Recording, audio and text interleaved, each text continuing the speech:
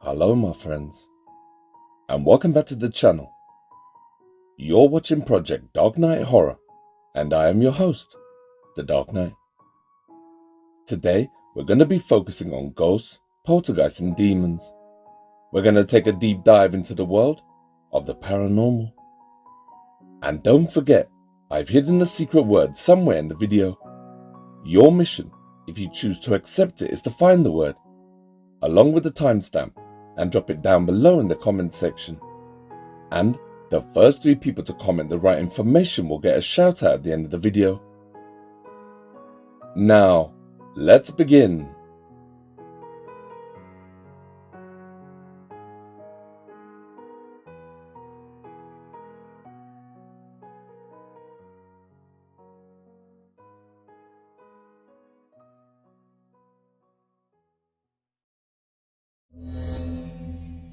Meanwhile, at Willow's.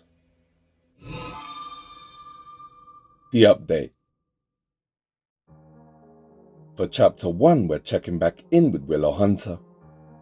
Now, if you've been keeping up to date with my videos, then you'll know that I met Willow online at a time in his life when he had just moved into a new home. And it was 2 months after moving in that paranormal activity started to happen, which is what caught my attention in the first place. Now, another very important detail that I should mention is that when the paranormal activity first started, I was there from the very beginning. It was actually one of my viewers, Mel, who told me about his account. But I'm so glad that she did, because ever since then, I made contact with Willow, exchanged numbers, and I've been in contact with him ever since.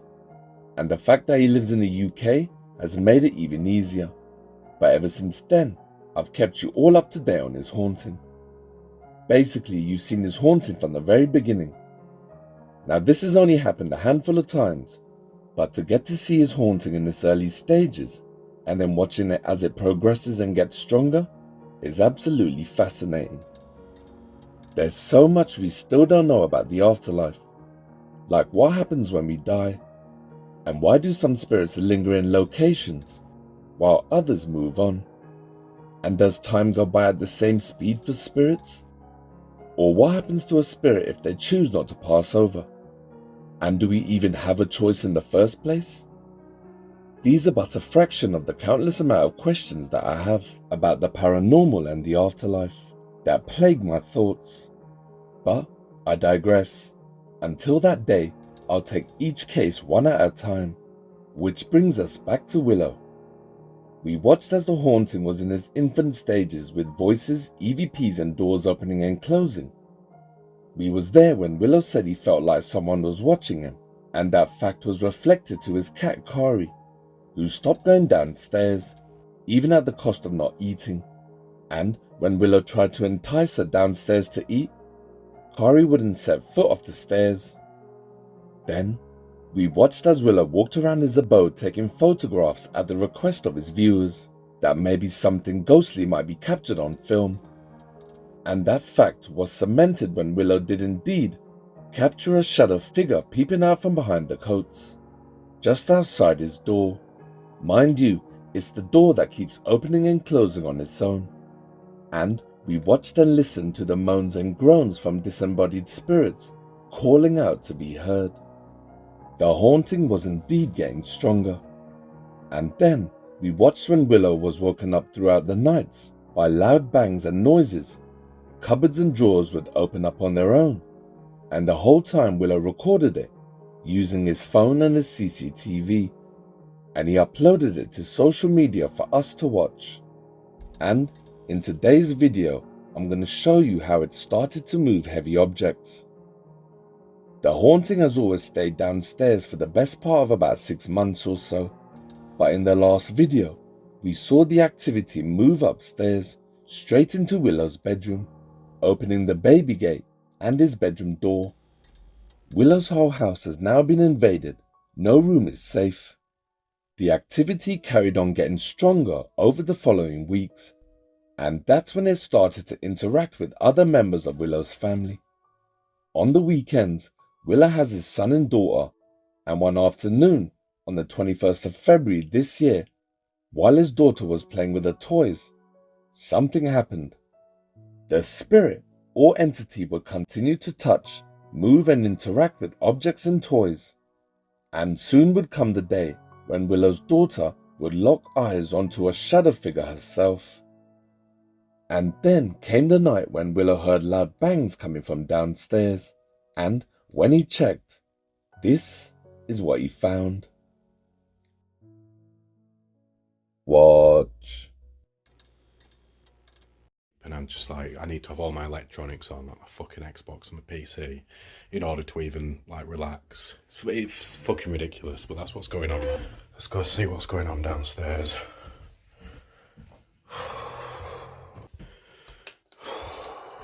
Right, so the fucking light's not working again.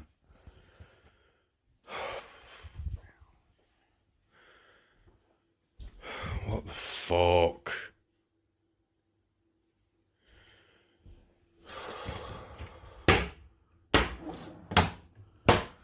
Fucking orange on the floor. Oh, for fuck's sake. Fucking freezer's leaking. Oh, right, and the fucking door's just opened itself. I don't even know if the camera fucking picked that up. Oh, for fuck's sake. Oh, I can't be fucking bothered with this. Right, if there's anything in the room with me right now, if there's anything or anyone that wants to communicate, open the fucking door. Go on, open the fucking door. What the fuck? Oh, fucking hell.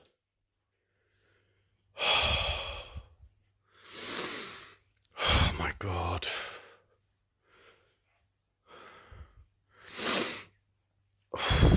Right, so there's something in the room. Do you want me to do a fucking Ouija board? Is that it? What the fuck?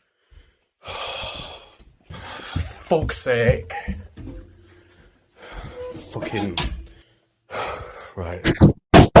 What the fuck? Fucking hell.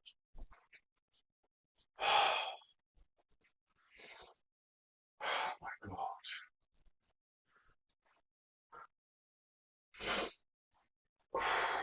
Right, so there's something in the room. Do you want to do a fucking Ouija board? Is that it? What the fuck? Fuck's sake. So Willow asked out to the spirits, "Do you want me to use a Ouija board?" And that's when the DVDs went flying onto the floor. And this wouldn't be the last time that Willow would mention a Ouija board. In fact, he would go on to ask the spirit multiple times, and every time he would get a response. So it looks like whoever or whatever is dwelling in Willow's home does indeed want to make contact. So everything from this point onwards is now the update. Watch. It's bedtime, and Grace has just told me that she's seeing something in the bedroom and she's scared. Do you want to just tell us what you saw, Grace? I saw something scary. What did you see? I saw a teddy move. You saw a teddy move? Yeah. Where did it move?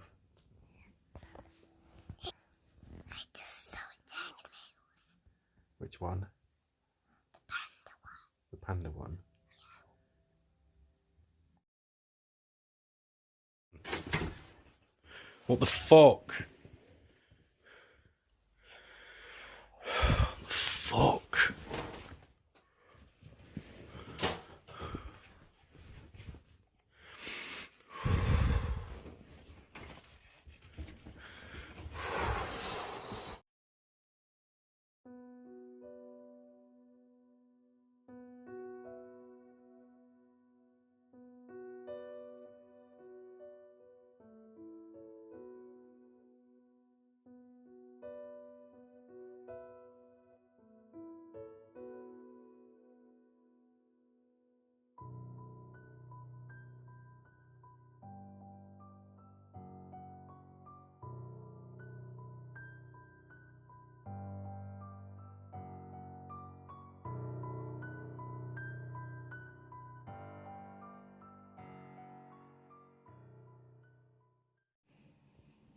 Right, they've only gone and made me look like a right dickhead. Have a look at this, what the fucking sun's got to say. Dad flees home as ghost slams door and toys move on their own. Dad flees home, that's what they've said. I've fleed my home, have I? That's fucking bullshit. Look where I am. I'm still here. I'm still living here. I've not fleed. They've made me look like a right pussy.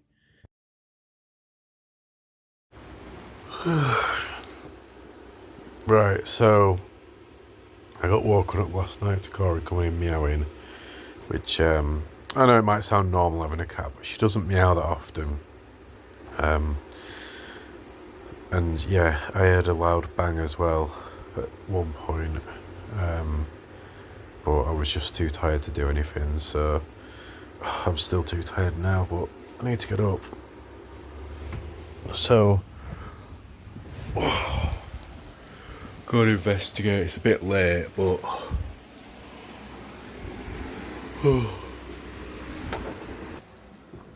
see if the... Alright, Corey, you hungry? Nothing there, nothing there.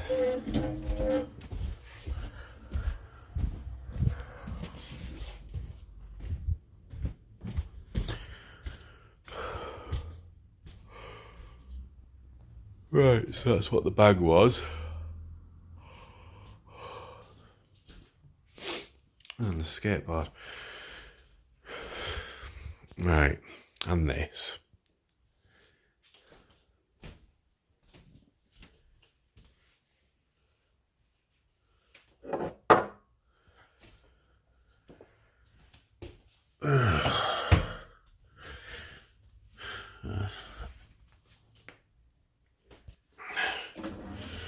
Right, well that glass has been knocked over. Thank fuck it didn't fucking smash. Door wasn't open though, that's strange. Usually the door opens itself. Right, so yeah, I'm gonna check my CCTV. Oh God, I'm so tired.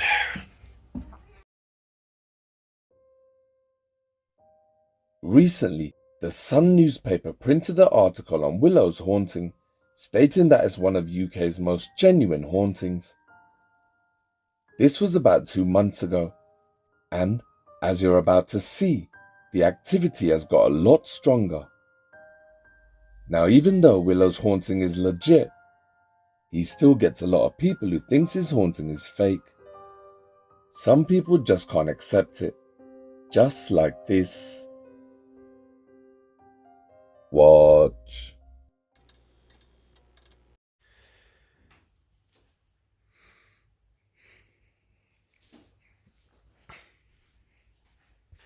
Right, so this is a response to someone who commented here. Got Deborah Evans saying that I think you're all thick and someone just opened the door. So yeah, you are right, I do think you're thick, but not my audience, just you specifically, right? So what I'm going to do is I'm going to close this door. Look, close the door.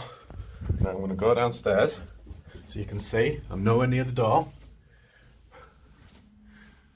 Right, if there's anyone in this house right now, open that door.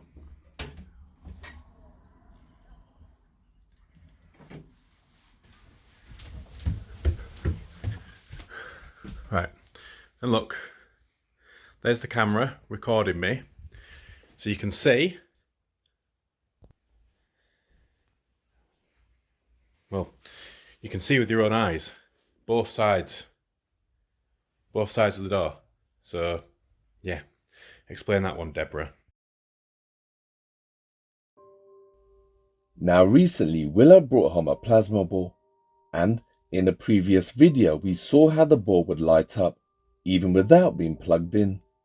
So Willow starts to ask the spirit yes/no questions, and he gets answers. Also, Willow says that he's in the process of getting a Ouija board. Now, I've tried to talk him out of it, but he's looking for a special type of board. I'll let him fill you in on what he means in just one moment. But first, Willow asks some questions out loud using the plasma ball. And remember, he hasn't even got it plugged in, and he proves it just after this. Watch. So, the bloody, what do you call it, the plasma ball has started like flashing. I've been downstairs, been doing a bit of baking. I've had to do it in the dark because of the flood, like, because there were water all in the ceiling yesterday, leaking through. I'm too scared to turn these lights on. Look, it's messed up the bloody ceiling. But yeah, been doing a bit of baking in the dark, and I saw the plasma ball. I'll just down a sec. Saw the plasma ball just going off on its own. So yeah, it's just been going off on its own.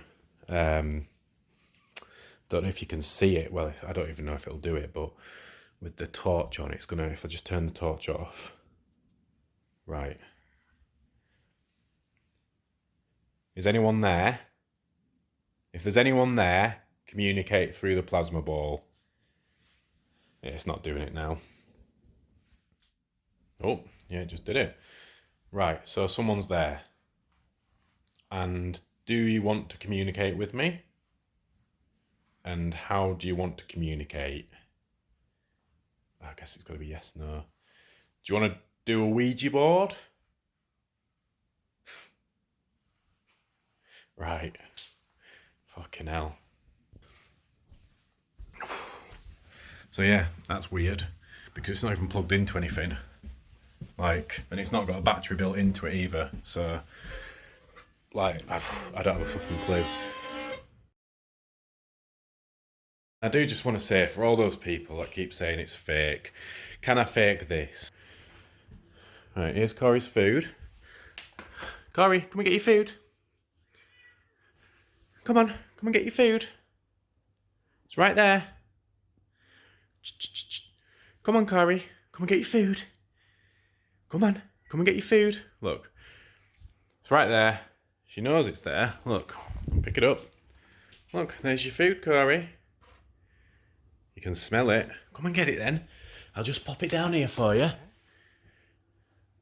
Come on, come and get your food. Right. And she is hungry because she's been meowing for her food for about half an hour.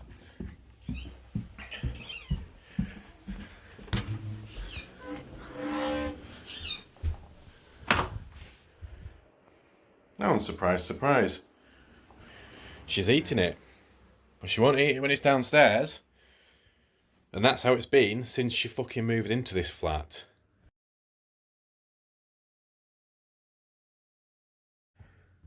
So I've had about 1 million people saying don't do a Ouija board, including my auntie. Like, she's told me not to do one. She says that I don't know what I'm messing with if I do one. But I'm one of those people who, if someone tells me not to do something, I want to do it.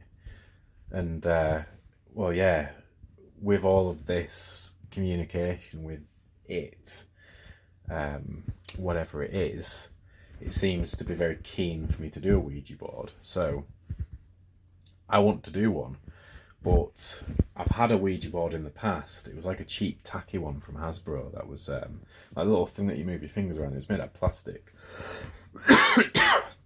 And nothing ever happened with it.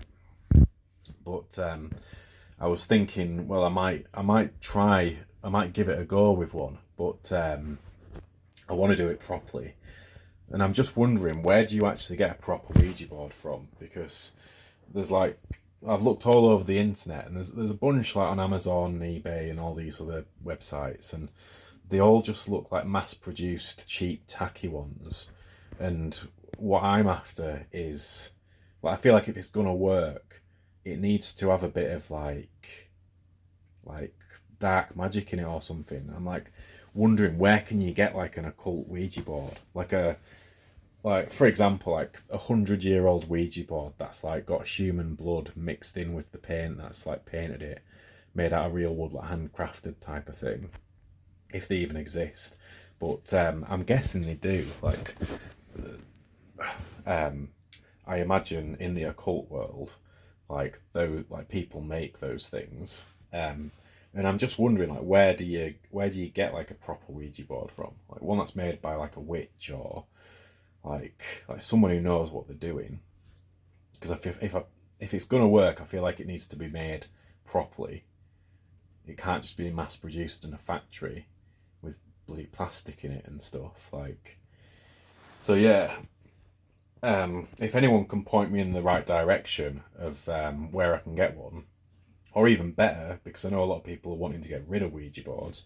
If anyone has one and they want to get rid of it, feel free to send me a private message and I'll buy it off you. And I'll pay for postage, or I'll come and collect it, or whatever. So yeah, I'm more than happy to give it a go. I know a lot of people saying don't, but I'm not scared by it. Personally, I don't even think anything will really happen if I do one. I don't really think that there's much to them personally, but who knows? Like, if I give it a go, that's why I want to give it a go. I want to see if it works.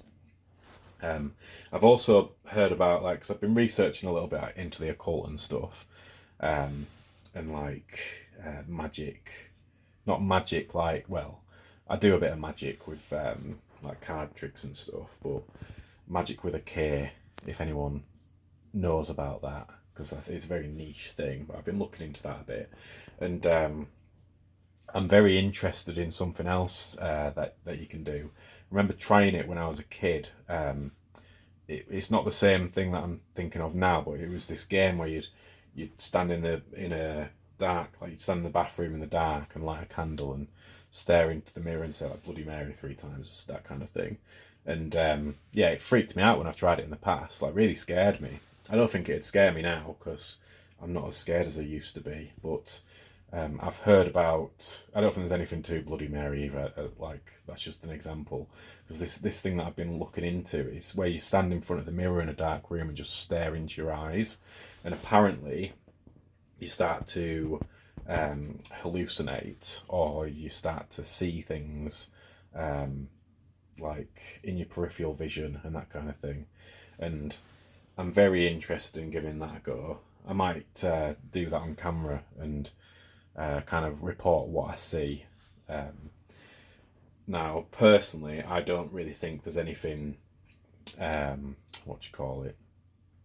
sinister or demonic about that kind of stuff.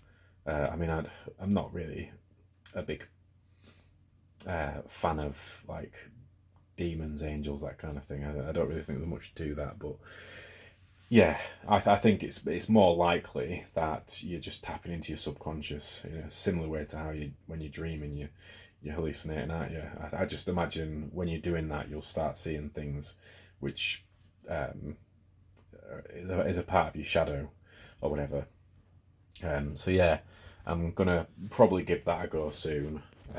If anyone's interested, I'll film it. Now, if you've been watching my videos for some time, then you'll know that I always tell people never to use a Ouija board, unless it's the last resort. Also, it's really important that they know what they're doing. And as you've just heard from Willow himself, a lot of people have told him not to use a Ouija board, including his own auntie. But some people are naturally curious. The more you tell them not to do something, the more they're going to want to do it. And of course, I don't think Willow should have anything to do with the Ouija board. But on the other hand, ever since the beginning of his haunting, Willow has always remained in control. He very rarely loses it. He's quite logical and grounded, and every step of the way, he seems to be level-headed. So is it really wrong that with all of those things in mind, that part of me wants to see what would happen? Now, before you lynch me in the comments, Will has already made up his mind, and even though we exchange messages on the regs, I would rather be here for him if he needs, instead of pushing him away by telling him not to do it. Some people are built differently, and Willow, it seems, likes to go against the grain. The only thing that does worry me is that Willow wants to search for a real Ouija board, but, in his own words, if he's going to do it, he wants to do it properly, and if it's going to work, he feels that the board should have some age to it, and it has to have been used before, so he's planning on searching for a demon board. It doesn't look like the typical trash you see on YouTube. Normally, a demon board is made up of wood, handcrafted from a special type of tree during a certain phase of the moon, and the board itself is tainted by its maker with either blood or semen. I know the type of board that Willow is referring to, and for the love of God, I hope he doesn't find it. While Willow was falling asleep, he heard something come up the stairs and open the baby gate right outside his bedroom door. Now, the noise it makes is very distinct, and I'm sure that anyone who's ever owned a baby gate in their home, they would have heard this sound before. Watch.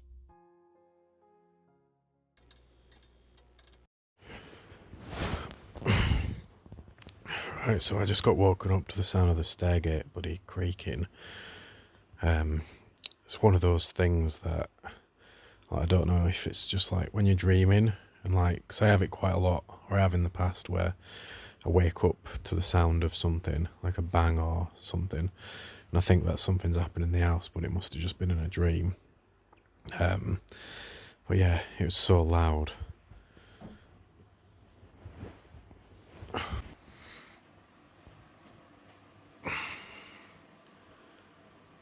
What the hell?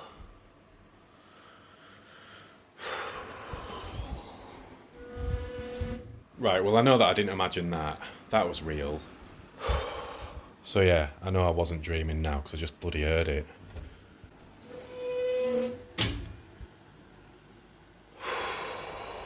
What the hell?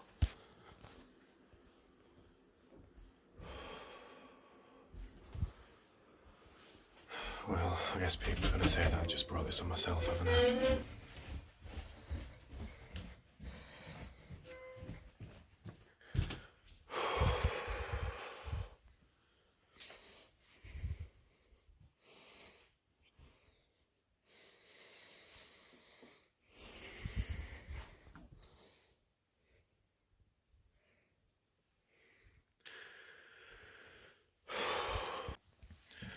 I can't even see anything without the lights on.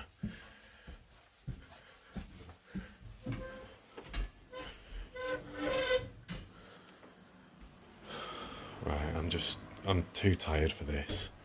I just want to go to sleep. I can't be having bloody loud noises waking me up like that. This haunting has taken just under a year to reach this level of activity. It started off just by moving doors, and over the following months, it's got stronger and stronger. And now it can open and close cupboards and fridges, move drawers and DVDs. And coming up, it shows just how strong it's got by moving a heavy piece of furniture. Watch.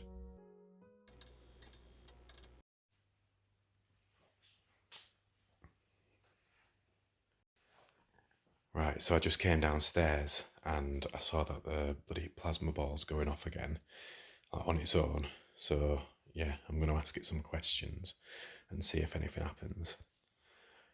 Right, is anyone there?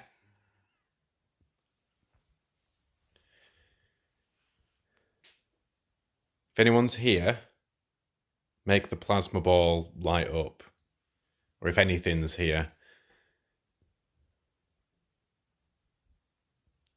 If anything's here right now, make the plasma ball light up.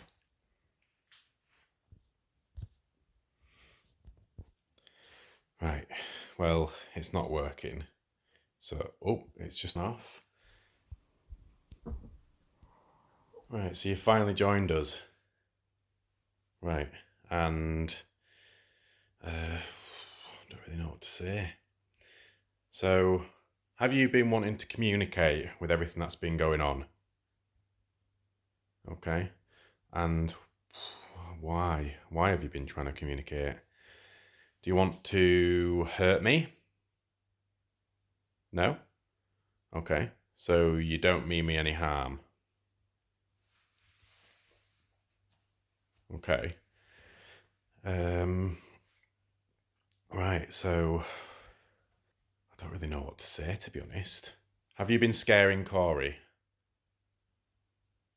Right, why the fuck have you been scaring my cat? Do you not like Corey? Why do you not like Corey? Do you not like me? Right, so you don't like either of us. So, do you want us out of this house? Why do you want us out of this house?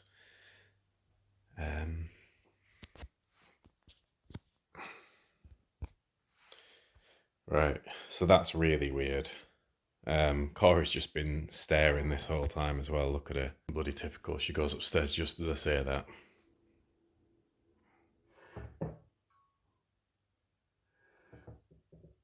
What the hell?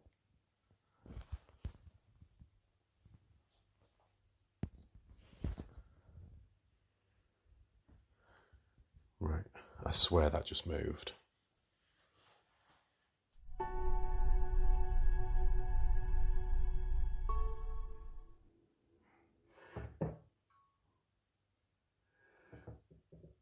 What the hell?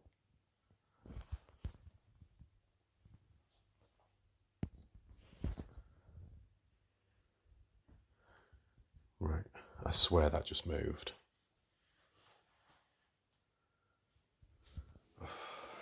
I don't even think that I caught that on camera either, so that's pretty annoying. I will also show as well the plasma ball. Right, look, it's if I flick the switch on the back,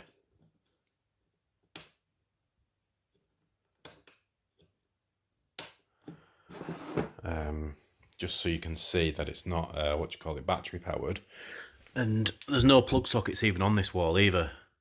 Like, here's the plug. Look, you can see here's the plug. Like, I can pull it, and that's the same plug right here.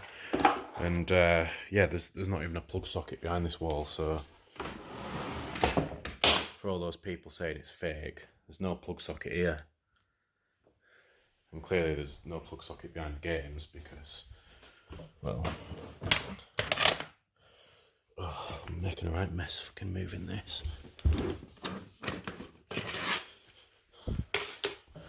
Yeah.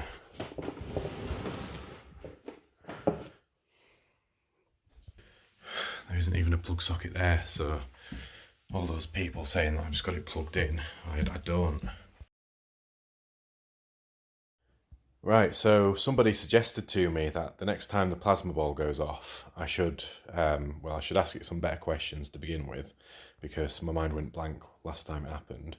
But I should also ask it if it can move the crocodile, because it was actually Project Dark Knight showed me, he enhanced the the brightness, and it actually did capture the crocodile moving. So if I ask it some questions and then proceed to ask it to move the crocodile, so yeah, I'm going to see if it works, because the plasma ball's just been going off. So right, so is there someone in this room with me right now? Okay. And have you been trying to communicate with me the past however long? Right, I'll take that as a yes. And do you want me out of this house? You do. Did you die in this house?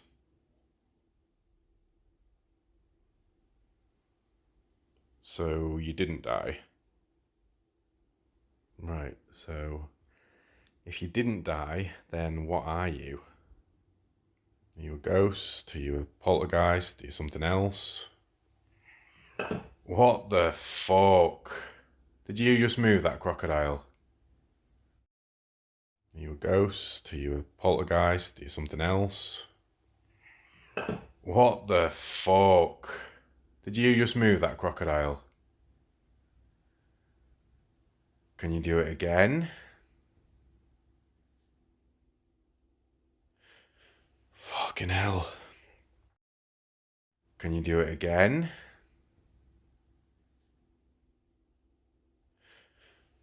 Fucking hell. Right, so what are you then? If you're not someone who died, what the fuck are you? Do you want me and Corey out of this house? Don't know if that was a yes or a no. Do you want us out of the house? Why? Are we in danger? Jesus Christ. So, I'm in danger. Or me and Corey are in danger. Right. I didn't actually expect anything to happen then, so that's... I mean, that's creepy as fuck. Yeah. Right, so... I don't really know what else to ask now. If you can make the crocodile move, would you be able to make the door open? If you can make the crocodile move, then this should be an easy task because you've done it 1,000,000 times. No? Not going to open the door for me then. Right.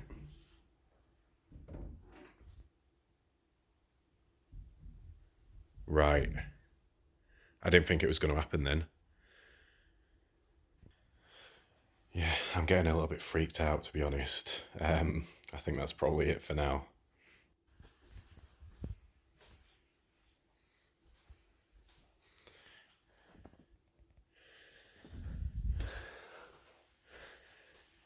Did you just open the door then? Right. And are you trying to scare me? Right, well, you're doing a bloody good job of it, to be honest.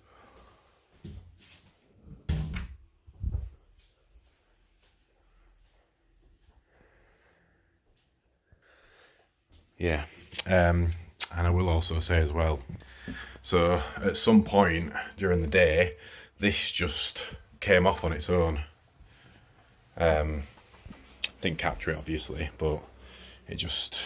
I don't know what happened. I don't know if it just fell over time, but it's never done that before, so... Now, I've only seen and heard Willow admit that he's getting freaked out a couple of times since I've been documenting his paranormal journey. But this day was one of those occasions.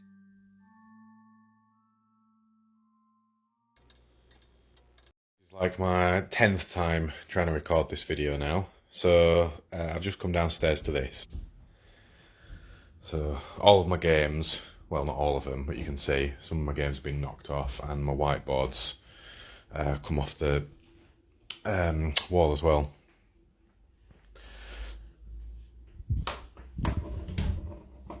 So yeah, it's like the 5th time that my games have been knocked off like that now. Door's just started opening itself again. So yeah, there's that as well.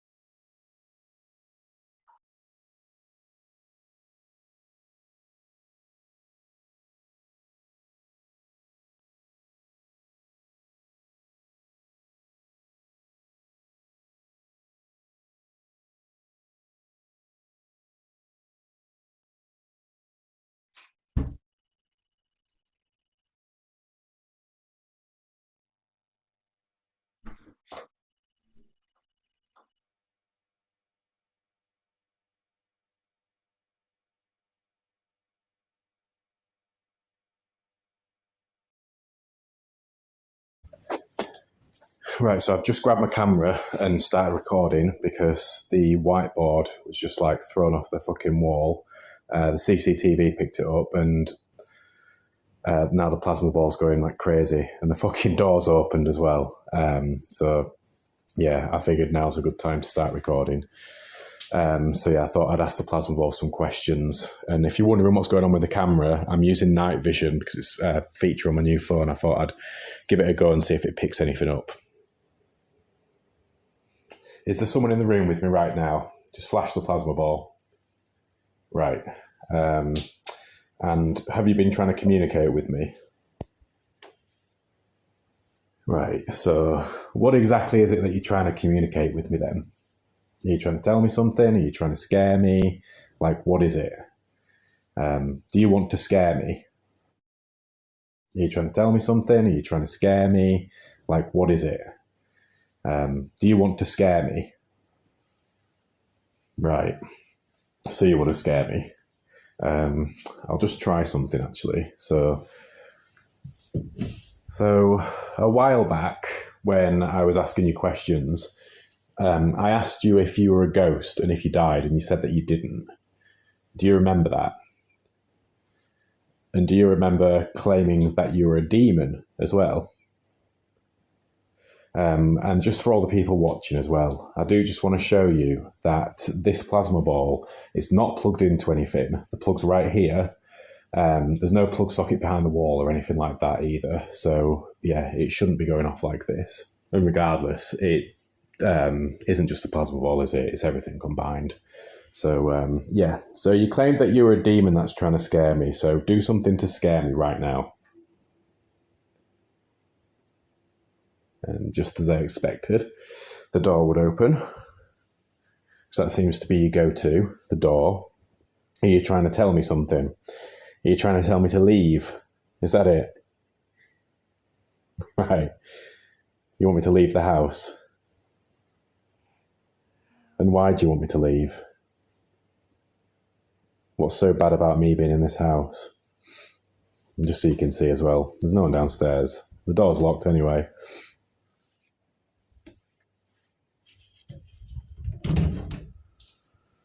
Right, so you're trying to scare me out of the house. You don't like me being here. Are you trying to give me a warning or something? Fucking hell! Right, I didn't expect that. I didn't expect that to happen. That shit me right up.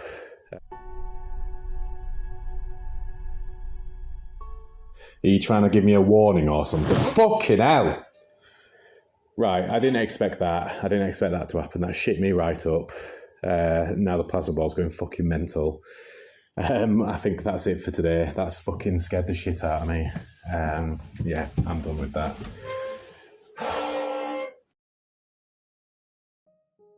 In Willow's most recent upload, he senses some strong paranormal activity, so he decides to ask it some questions. As Willow says, "Are you trying to tell me something? Are you trying to scare me?" The wooden chair in front of the desk moves back a little bit. But Willow didn't see it in the moment. But then, it happens again. A few minutes later, as Willow is asking questions, the chair moves again. But this time, it moves further than before. You don't like me being here. Are you trying to give me a warning or something?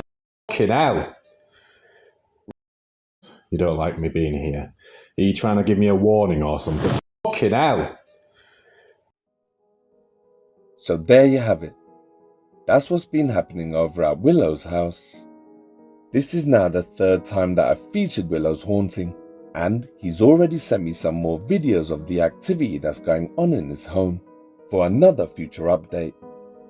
I just want to take this opportunity to say that I don't just download people's videos and post them for my own selfish needs. Those of you who started watching me from the beginning will know why I got into the paranormal in the first place.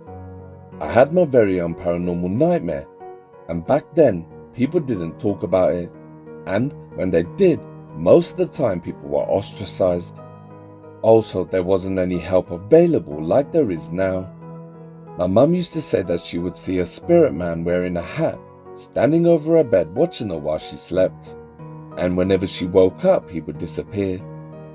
Also, she would hear footsteps and sounds and voices of him moving around the house. But when she told us, I was too wrapped up in my own foolishness as a kid. I did a lot of bad things growing up, and I wasn't there for my mum, not the way I should have. So mum, if you're watching, I'm sorry. I love and I miss you. So when I grew up, as a man, I vowed that I would help people who were experiencing the paranormal. And that's why I made my channel. As I was finishing Willow's chapter, he sent me a message on WhatsApp letting me know that he got hurt by the spirit. So I'll include the video next. But if you're new to Willow's haunting, or if you want to watch his paranormal activity from the beginning, then jump on over to his account. The name is on screen. And when you get there, drop Willow a comment or two. But don't forget to tell him the Dark Knight sent you. Thank you.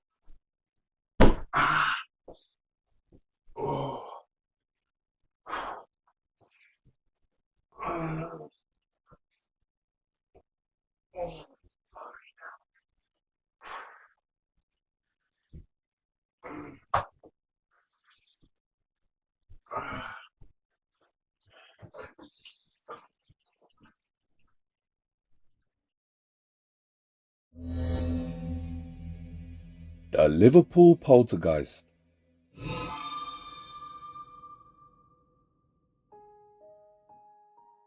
For Chapter 2, we're staying in the UK and heading south to Liverpool to visit a funeral director called Jack.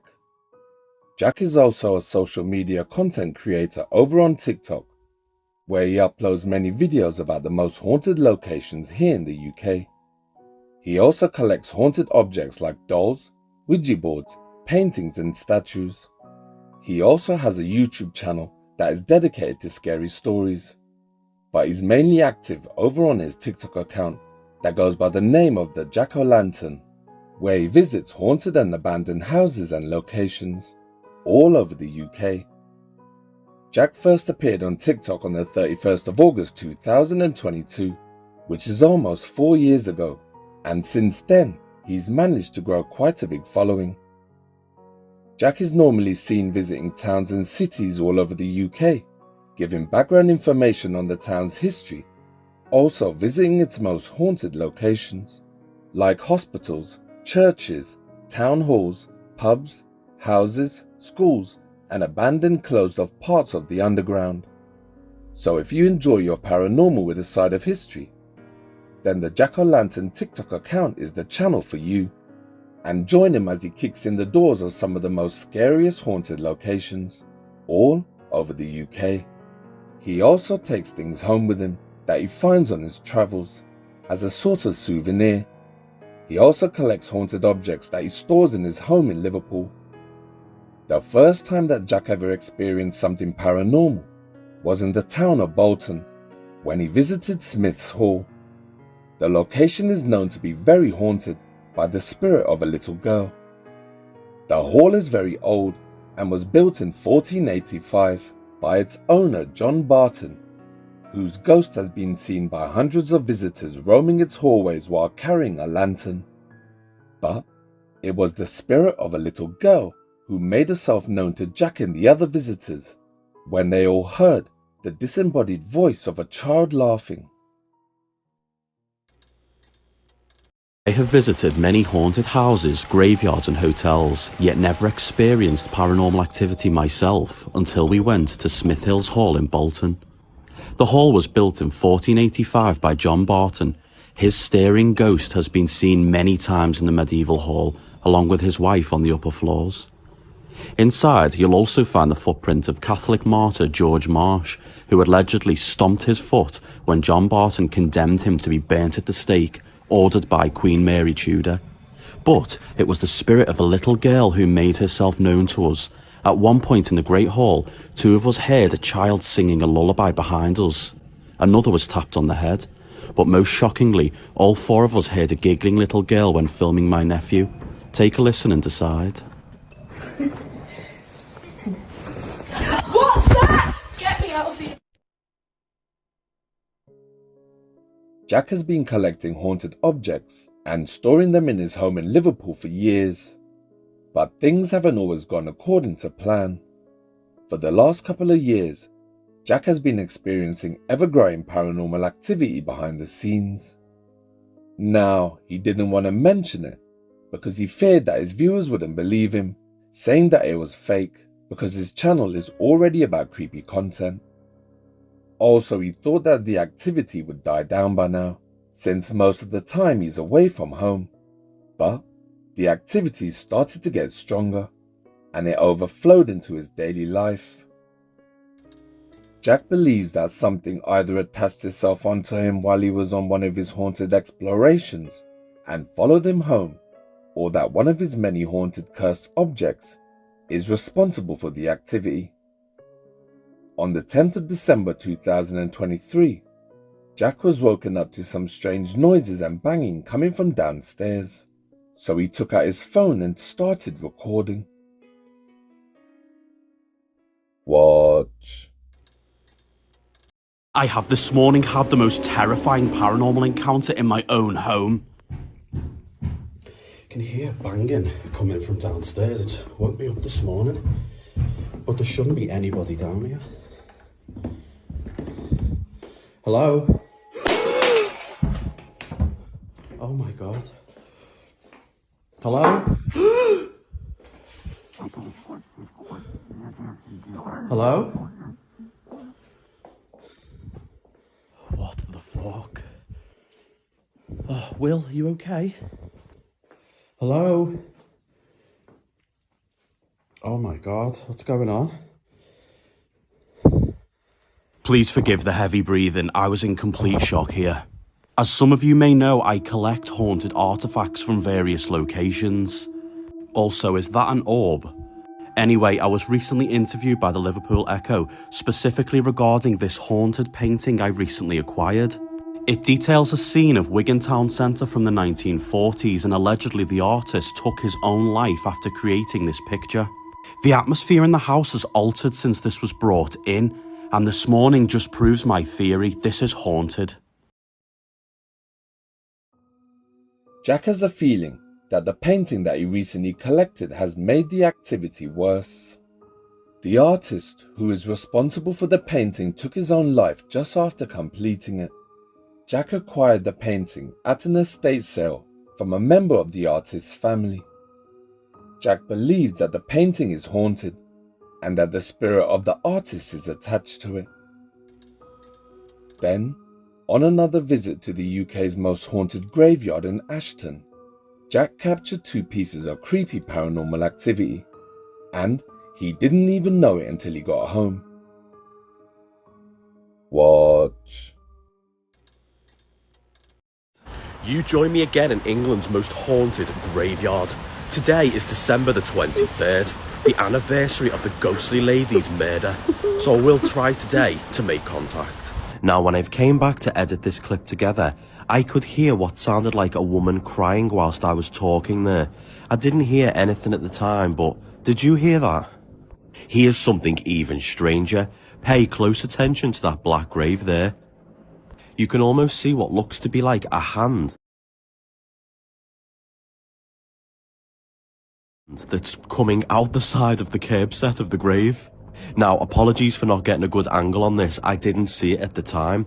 But you can see from the curb sets, nobody could have been there to put their hand in that place.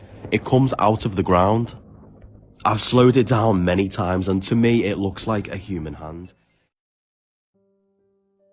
But at the beginning, while he's talking to the camera, a woman could be heard softly crying. Again in England's most haunted graveyard. Today is December the 23rd, the anniversary of the ghostly lady's murder, so I will try today to make contact. And then, even stranger, while Jack was shooting some B-roll, he managed to capture this. I could hear what sounded like a woman crying whilst I was talking there. I didn't hear anything at the time, but did you hear that? Here's something even stranger. Pay close attention to that black grave there. You can almost see what looks to be like a hand that's coming out the side of the curb set of the grave. While he was filming the headstones, he captured a hand peering out from the side of the grave. He captured the entire walkthrough from before and after the hand was captured, and as you can see, there was no one else around. Now this proves that if a person spends enough of their time in haunted locations, graveyards, abandoned houses, and generally anywhere where the dead might linger, then paranormal activity can and will be documented. Also, it's very likely that a person will gain an attachment to, just like Jack. Some bizarre things are going on in here. I fell asleep on the couch this afternoon. I can hear strange banging noises and there's like child's fingerprints on the mirror. See, can you hear it? This is the frame that's previously caused us a bit of trouble. Oh, do you know, I can almost see my breath. It's gone icy cold in here. Freezing. What the fuck? What the fuck? Freezing. What the fuck? What the fuck? So not only am I dealing with the candles blowing out on the road and the fucking cornflakes falling off, the cat's going mad now. What's he looking at? You alright, mate? What you doing? There's nothing there.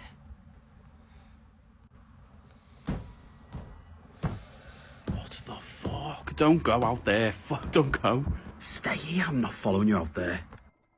I don't know what on earth is going on in this house today. As you can see from those clips as well, the cat's acting really strange. He's been doing that for ages now. Looking around the room, darting back and forth like that. Then, as you could hear as well, there was like banging noise in the kitchen and both of them ran out there. When I've gone in after it, there's nothing there. I don't know what the hell is going on in this house. There's been nothing for ages, nothing at all. But just today, there's been an atmosphere as well. Something's changed. Okay, I've been hearing banging for a good little while now. It comes from the bathroom door over there and then from the front. Do you hear it? Did you hear that?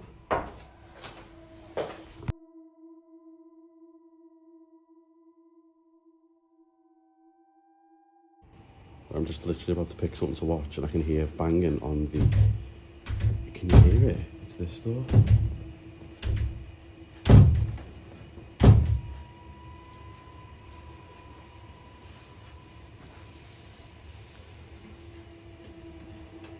Something as well.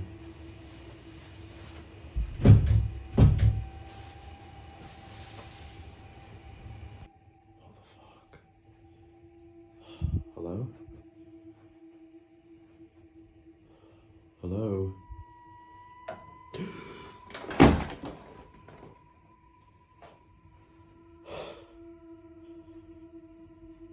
What?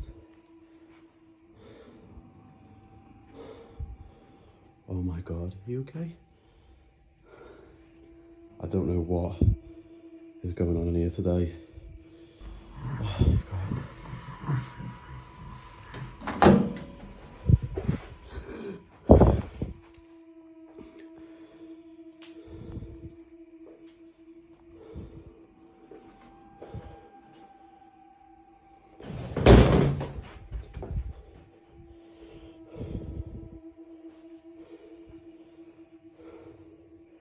I'm completely on my own in here as well.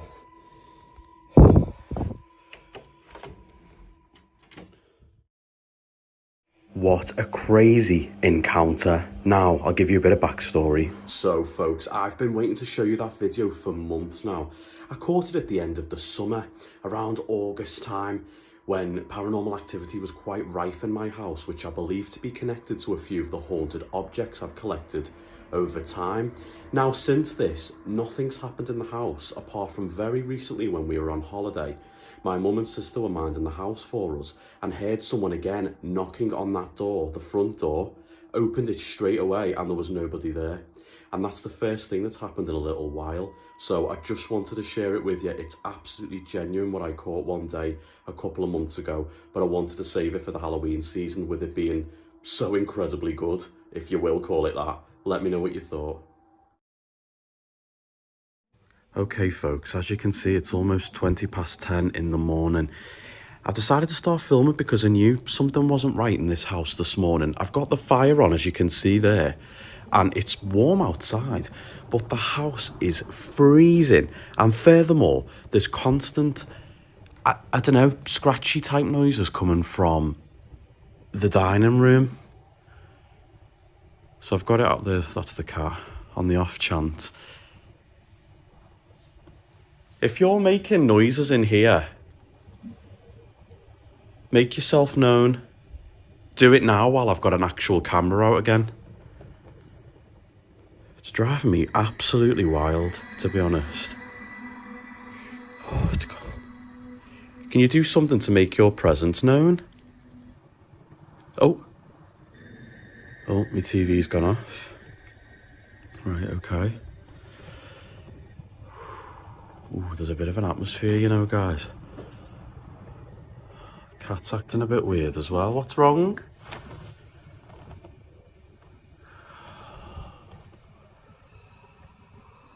You okay?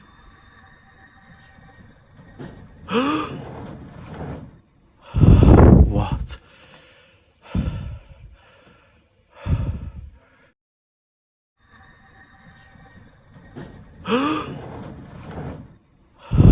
What?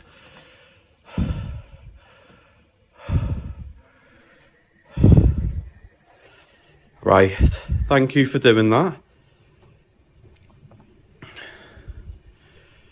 Okay, woo, I'm freaked out. Thank you.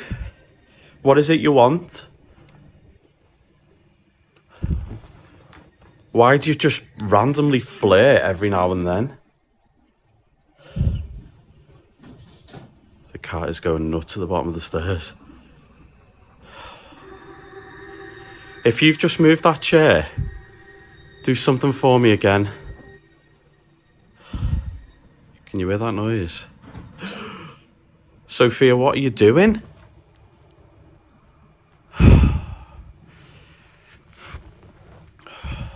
Whoa, what was that? What was that? What was that? What?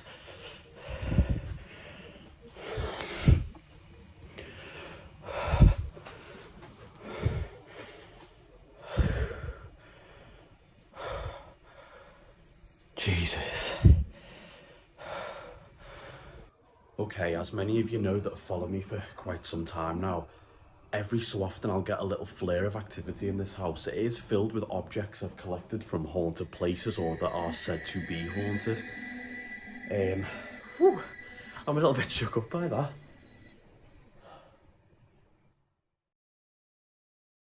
Okay, I've just started filming because I fell asleep on the couch and woke up to what felt like somebody stroking the side of my face, which made me jump awake, but I don't know if it was a dream, but then the room is icy cold and just noises coming from the kitchen.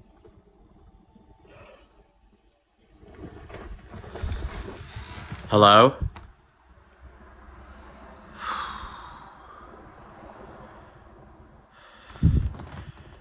Hello? Can you hear that? It's coming from outside, well, the kitchen there. Hello? Oh my God. The candlestick on the door's just bloody opened. Outside, well, the kitchen there. Hello? Oh my God. The candlestick on the door's just bloody opened.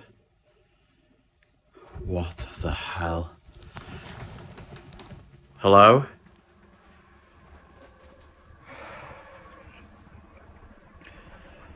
Oh my god.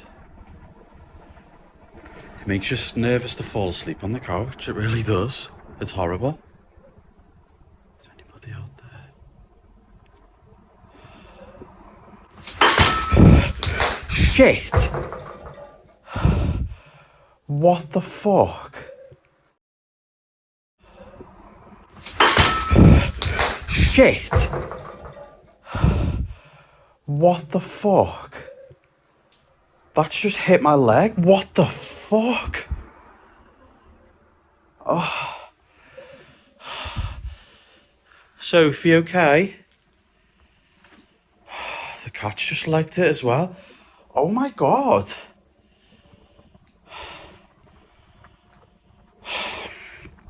What is going on in here?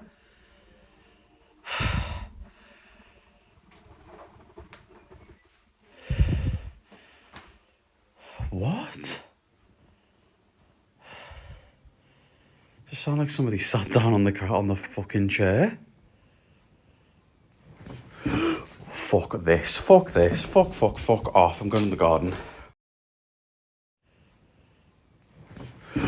Fuck this, fuck off, I'm going in the garden. I'm not staying here.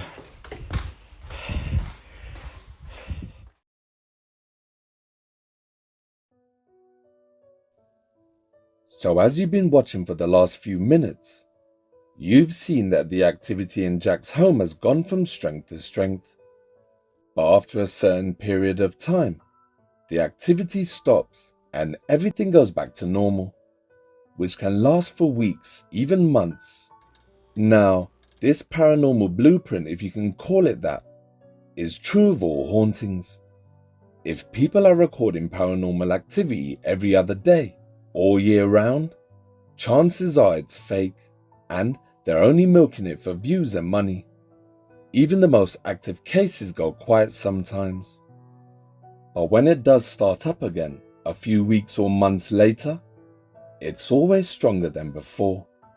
It's all about educating people and not letting the scammers and fakers fool you and make a joke out of our community.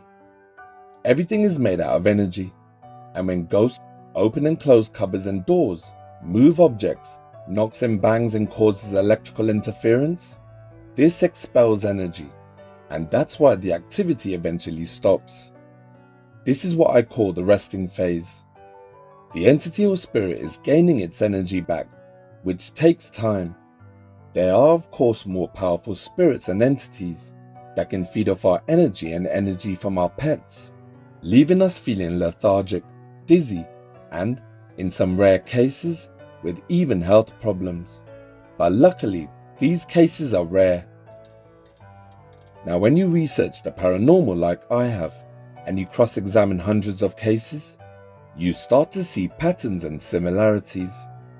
But getting back to Jack, as he's sleeping on the sofa, something wakes him up and he feels the sensation of fingers on his face and banging coming from the walls. Just before the door opens, a candle holder can be seen moving from side to side.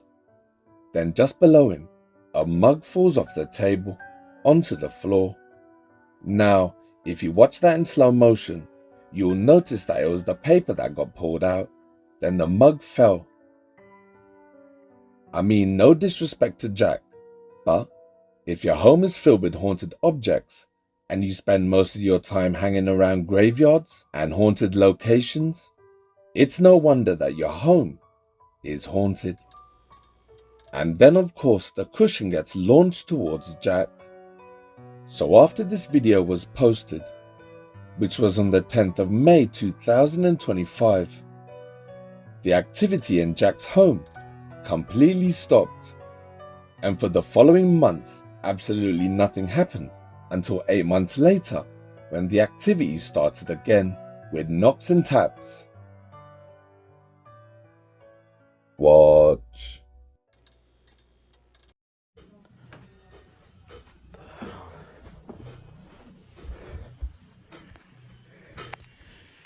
banging in the living room. There's nobody else in the house. I've just been upstairs watching TV. Some of my old haunted objects from the old house are in here, but nothing's ever happened. Hello? Hello? Oh. Whoa. Shit. Oh my God. What? What the hell? Whoa. I'm not staying in there. Oh my God. Oh, it's even colder in here. What is that noise? Hello?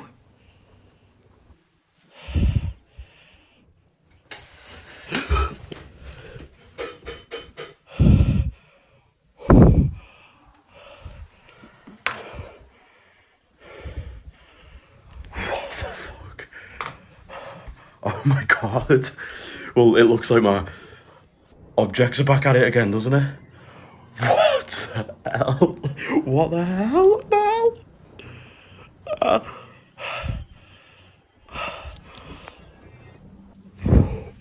I am getting out of here. What the hell?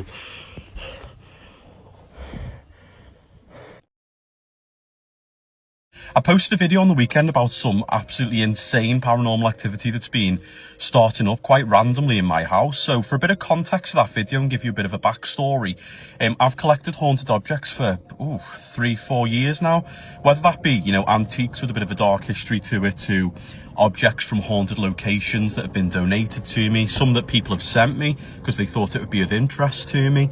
I love items that have a talking point, and especially if there's a bit of a dark history to them, it makes it all the more fascinating. I love to look at them and think who's had it before, all of that. The same reason anybody collects antiques, really. Now, in my previous house, every now and then, keep in mind I was there for 7 years, things would spark off, and when they did, it was huge. But most of the time, nothing at all. So in regards to some comments saying, oh, how convenient that every time he put the camera somewhere, something happened, or all of this was caught in one go. For a bit of background on this, whenever something happens in our home where we feel it is, you know, we do have cats as well, so we don't always know what the noises are. But if we ever suspected something, you know, a bit paranormal, I'll always get my phone out and start, you know, filming around. And 95% of the time, we catch nothing at all. But I film just in case. This scenario where I've came down the stairs to hear that banging, I was catching multiple things in which whatever was doing that was obviously trying to send out some kind of message to me. I don't know what it was. Now, I've been in that home now for approximately 8 months. This is the only time anything has ever happened in there. There's been a few strange incidents of family minding the house for me while we've been on holiday, and them, you know, commenting how the heavy metal grate in front of the fire has moved right away from it, which the cats couldn't physically do because it's too heavy. So things moving around the home has been reported, but strangely never when we were home. It was just people minding the house have reported that back to me. Now, since taking that video, I've had multiple comments of people saying, are you scared to sleep in there at night, and how do you feel after dark? And I said truthfully at the time, well, no, because it's always been quite nice and peaceful in there. However, the night after that happened, we were awoken by one of the cats going crazy in the hallway, which, you know, anybody that's owned animals, you know, you'll know that they do things like this in the middle of the night. They go a bit crackers. But it sounded as though 2 of them were fighting, but I could only hear 1. So think about that. So in the end, I got up and I thought, what the hell? And I noticed there was like fluff everywhere. I've got a British short hair cat and she is quite densely fluffy. And I shit you not, sorry to swear, the bathroom door on the landing, which is where the fluff was, you know, on the floor, and I could hear the cat, she'd ran downstairs. I seen the handle of the door jag just like that a couple of times and then stop. And of course, in the middle of the night, just woken up, this scared the absolute life out of me. I knew my other half was in bed. It's just the 2 of us that live in the house. And, you know, lo and behold, I was absolutely petrified, but I did open the bathroom door, and of course there was nobody in there. The window was closed, but regardless, an open window in the house does not make handles rattle maybe, you know, if the door's getting pulled in the wind. But I've seen it do that just a couple of times or so. You know, I've had a couple of people saying that they, you know, are able to pick up on things or investigate for me. And I am absolutely open to that, because if I could get an indication of what it is that's causing it, or what this spirit is attached to, that's, you know, made an appearance in my old house and now the current house, I'll know to sort of either have that item blessed, or, you know, I've got a library shed at the bottom of the garden, I would keep it in there. So there you have it. That's what's been happening over in Jack's home for the last few years. He's recently moved into a new house, but as you've just seen, the activity wasn't far behind. Jack says that he's planning on getting some people in to read the objects in his home by a process of elimination called psychometry. It's when a person with a certain skill set can touch or hold an object and be able to give a detailed description of its history, its past owners, and the events associated with it simply by touch. So when that or any other paranormal activity happens, I will let you know. But until then, if you want to educate yourself on England's history, kings and queens, and the paranormal, then jump on over to Jack's TikTok account. The name is on screen. And when you get there, drop Jack a comment or two. But don't forget to tell him the Dark Knight sent you. Thank you.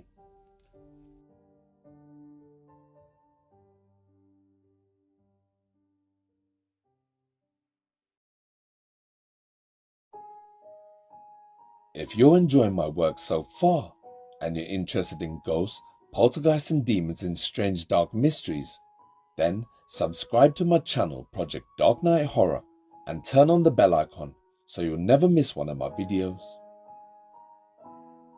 Thank you.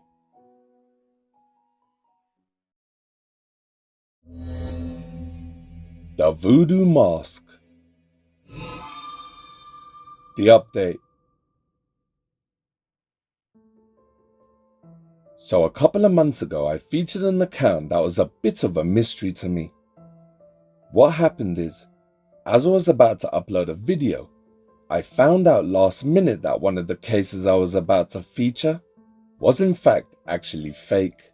So instead of cutting it from my video and going ahead with just 4 cases, instead of 5, I added this case that you're about to watch. The last thing I wanted to be was a lazy content creator. So I featured this man's haunting, and today is his update. The account simply goes by the name of Haunted House, and so far he's uploaded 18 videos to date at the time I was editing this. His account, if I'm not mistaken, has been active for almost 6 months.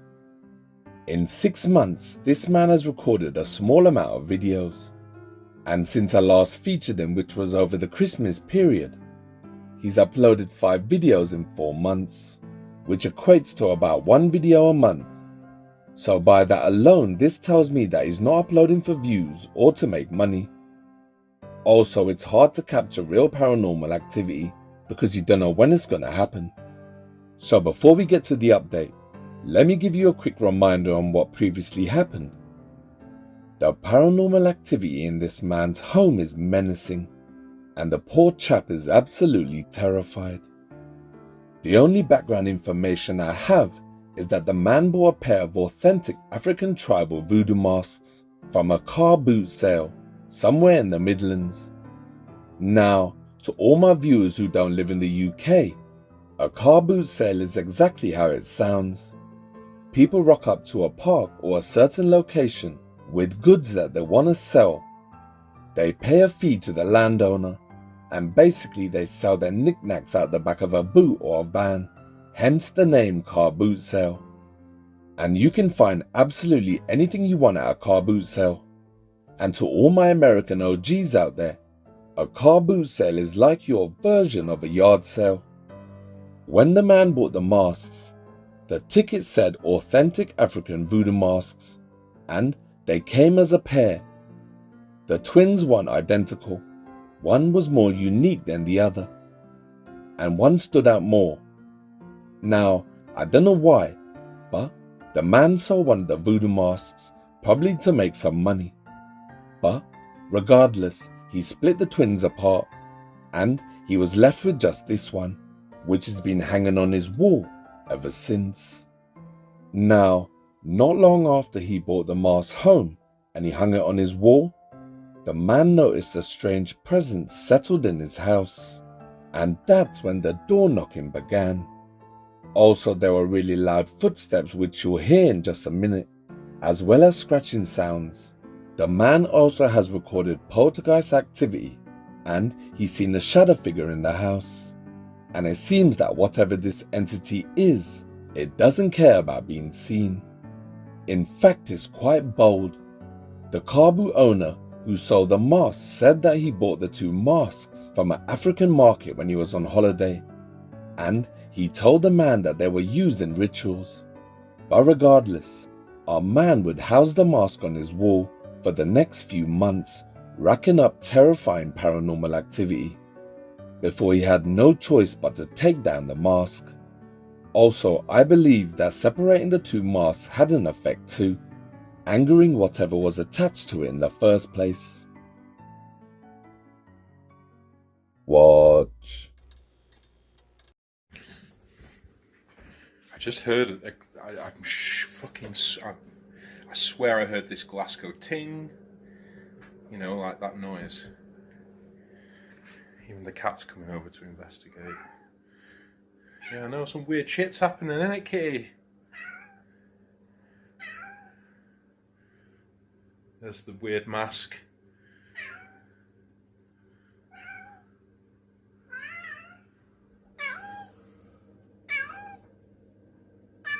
Something freaking you out, kitty? Huh?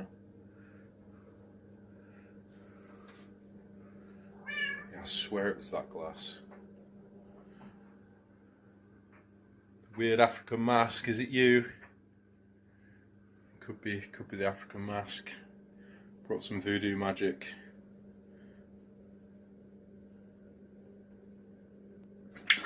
What the fuck?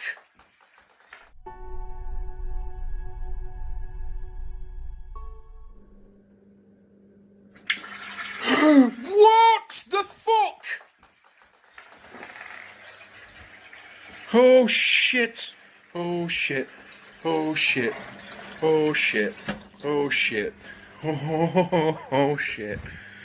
I'm running over here and that company. Jesus fucking Christ.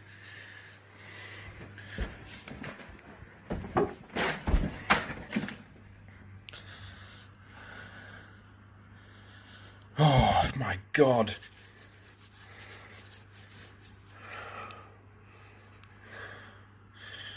Oh fuck. That is so weird. I am freaking the fuck out. Oh shit.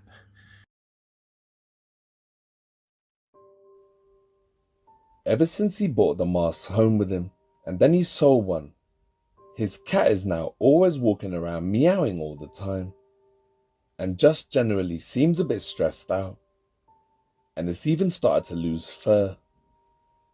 So the video starts with the man saying that he heard a sound come from the glass, and as he's standing by the glass, he hears something move in the sink. Just then, and on camera as well, the tap lifts up and the water turns on by itself. The African mask. Brought some voodoo magic.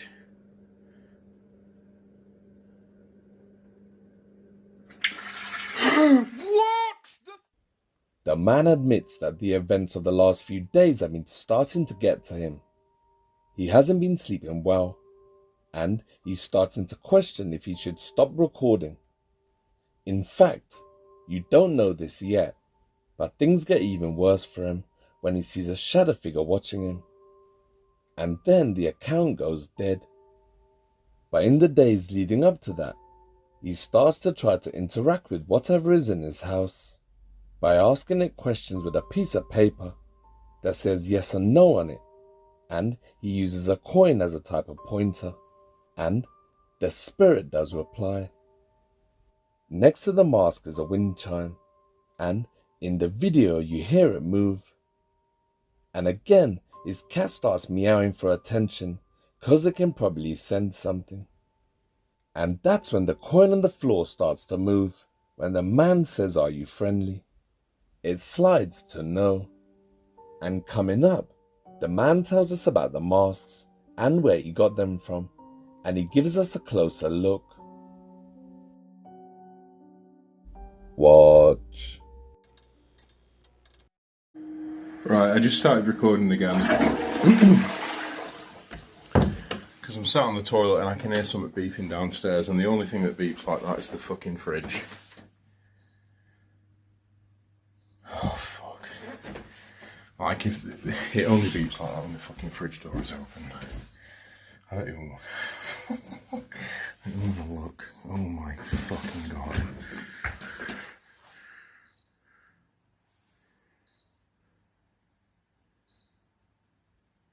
What the fuck?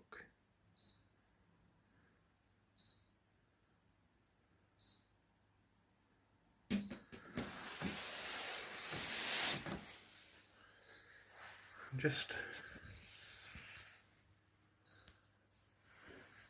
just gonna fucking sit here.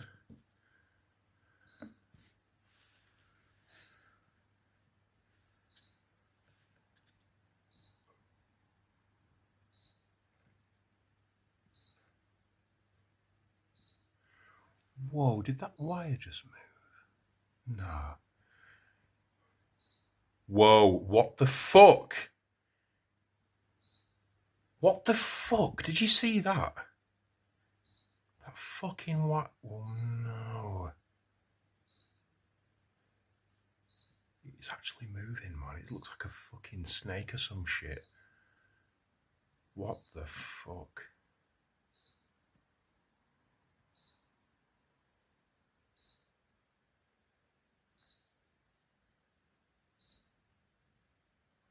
The lampshade's going as well.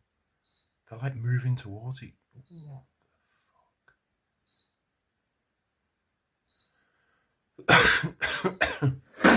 Whoa! No! No!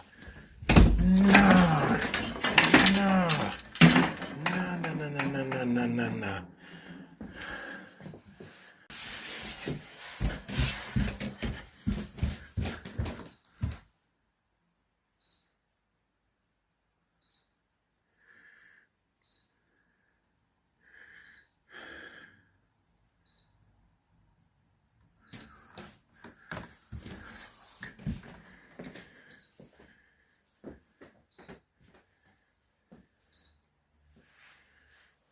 Fucking hell, the cable flew over there.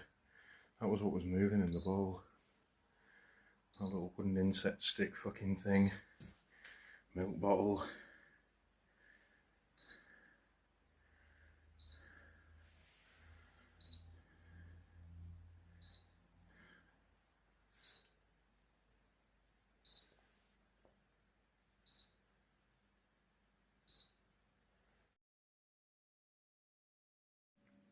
Right, I just thought I'd start recording again. I was just sat watching TV for a bit. It's like 3 in the morning. Just turned it off to go to bed. I was just getting the weirdest feeling that someone was stood behind me, like sat on the stairs almost looking at me. It's making the hairs on the back of my neck stand on end. And usually I would just kind of palm it off and tell myself I'm being stupid and forget about it, but given recent events, I'm not going to lie, I'm letting it get to me a little bit. It's freaking me the fuck out. It's really freaking me out. It's really, really freaking me out.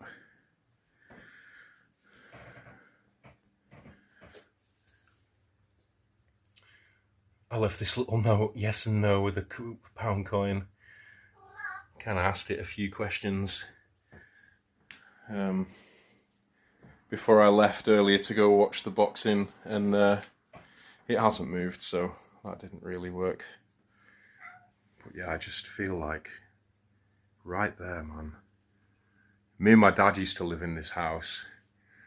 It was pretty weird. You used to hear footsteps upstairs, and my dad would say that he like used to feel like, what's up? What the fuck?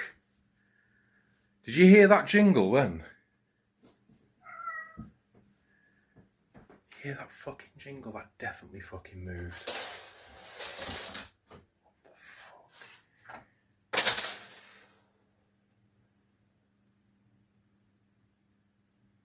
What the fuck is going on in this fucking house? And my cat as well just keeps doing this. My cat just keeps walking around meowing, which is also freaking me out. Fucking so weird.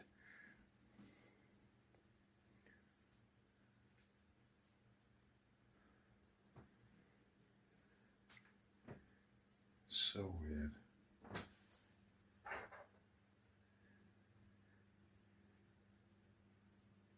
Are you here to hurt me? Are you here to do me harm? Are you friendly? Whoa, what the fuck? Nah.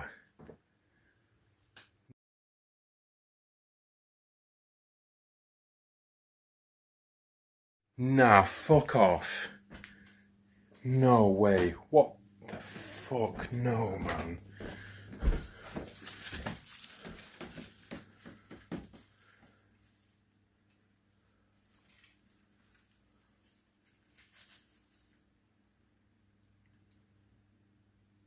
No way that just fucking moved.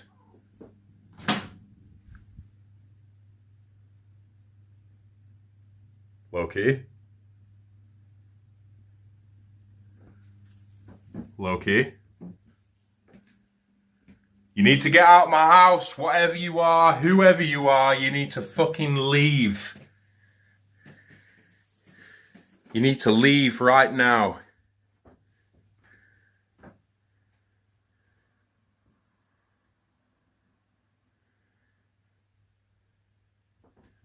I don't know what's going on.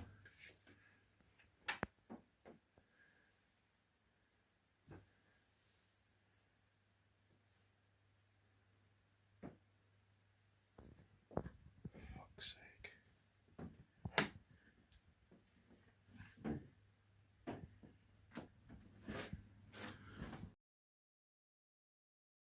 Right guys, just a little quick video because a few people wanted to see the mask up close.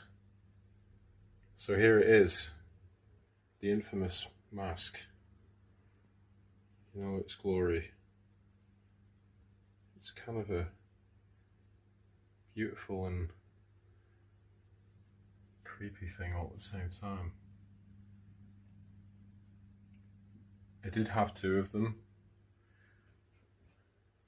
Picked them up from a car boot off this guy. He had loads of like really authentic looking masks, and I bought two of them, but I sold the other one, which I regret because it was even cooler than this one.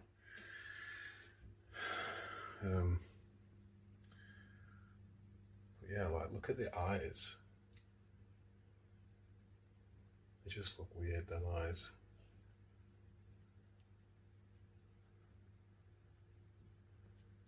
Like moon profile. The moon. And big chin. Yeah, you can see inside. It's all, you can see where it's been like carved out with a tool.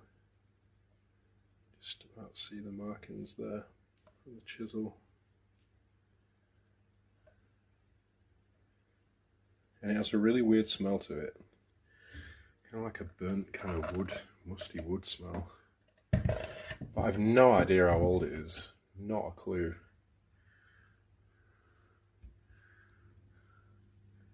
I'm not going to say super old, but you know, I think it's got a bit of age to it. Could be wrong. If anyone's got any opinions on this after they've seen it up close. What kind of mask it is, how old it might be. No expert, but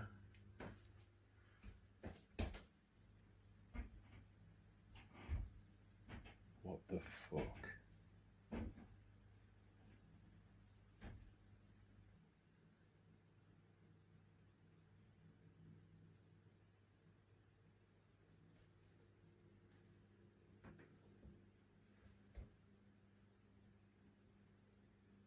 Fucking hell.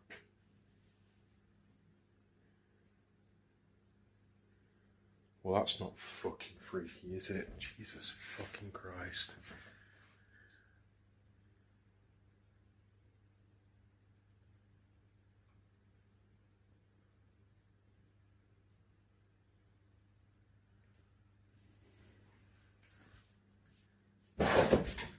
Fuck's sake. I'm tripping over stuff now.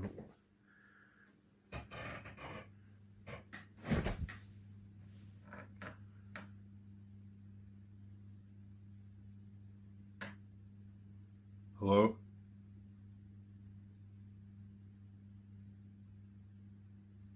Hello? Oh, fucking hell! Oh, fuck.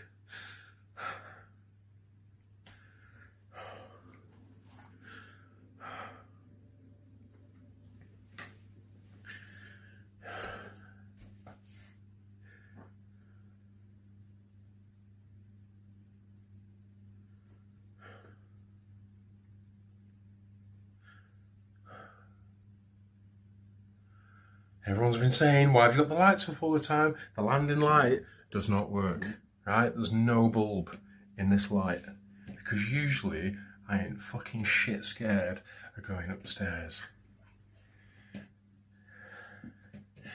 I'm doing this because I just want to try and prove to you all there's nobody in this fucking house but me. And whatever the fuck this is that's fucking with me. Oh!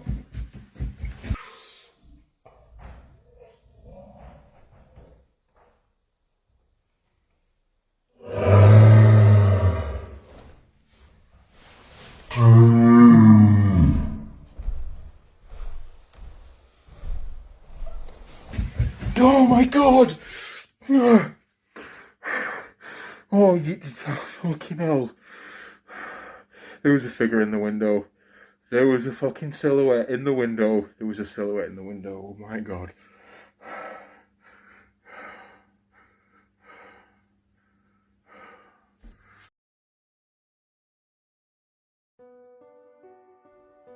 So I did a bit of digging, and I found a few masks that do resemble the same as his. And they're used for various ceremonies and rituals depending on the mask and who's asking. So different tribes have different styles, but overall, the more pronounced the chin and mouth, that represents it belonging to an important leader, or, check this, a powerful spirit. Now, the Dan people of the Ivory Coast and Liberia use the same masks as sacred objects that are believed to be inhabited by the spirits. These masks are then used for protection or pain, depending on the situation.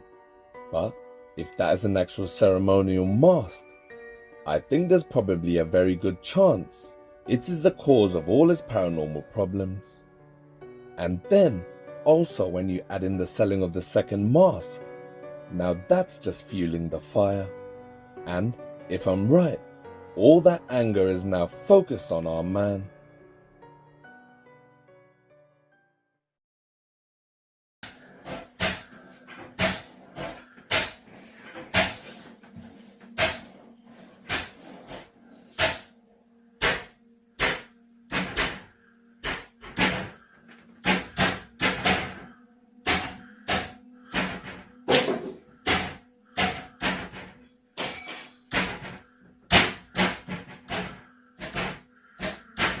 Hello?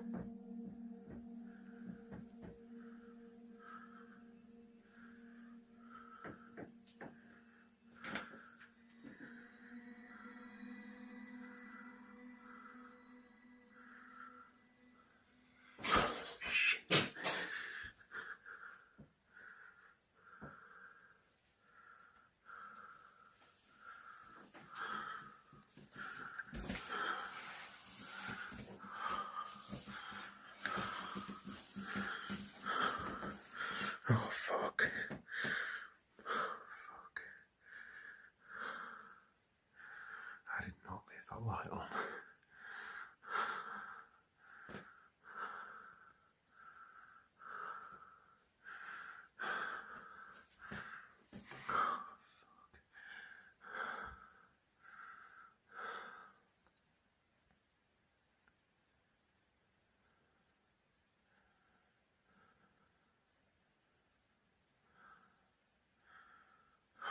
Shit.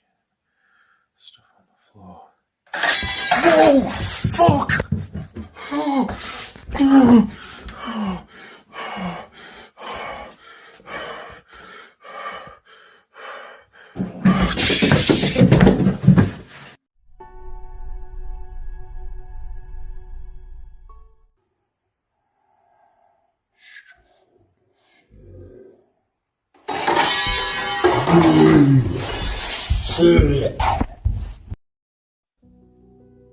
Well, as you can see, the activity has got a lot worse. The man was fast asleep when he got a rude awakening by a loud banging which was coming from the cupboards and drawers. Then, cutlery goes flying out of one of the drawers right in front of him.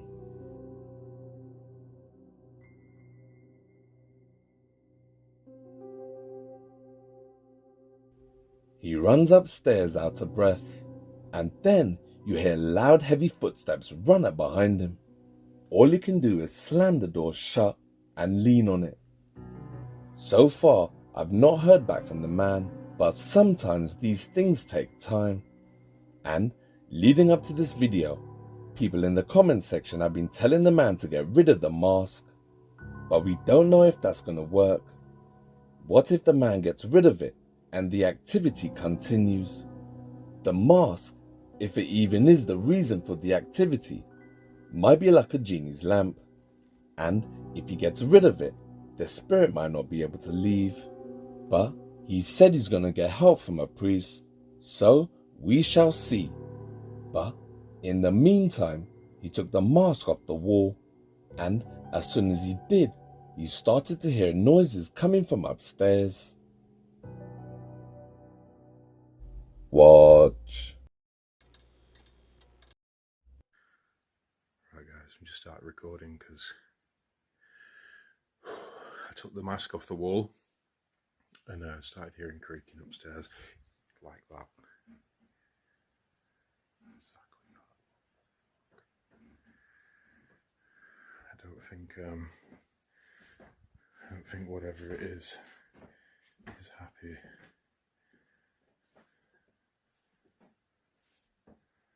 I've taken the mask down.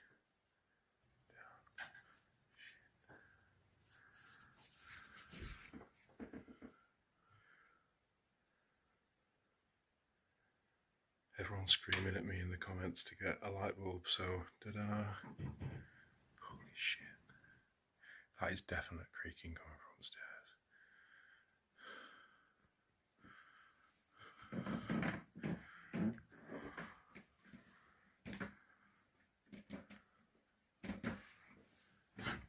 Fucking hell. That wind chime goes off a lot. It likes that. Whatever it is, it likes that. Shit! Fucking hell.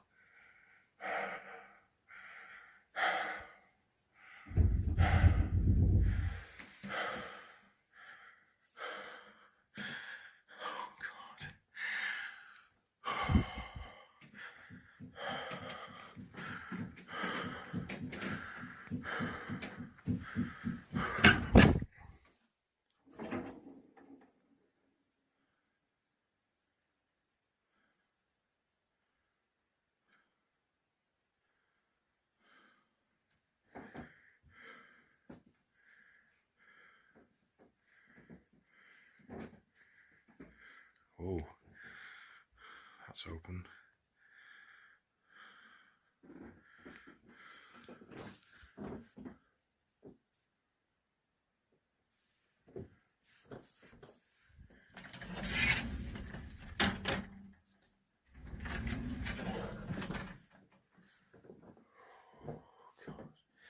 That was so creepy. We're definitely getting rid of this mask, guys. It's going. I've had enough. I've definitely had enough.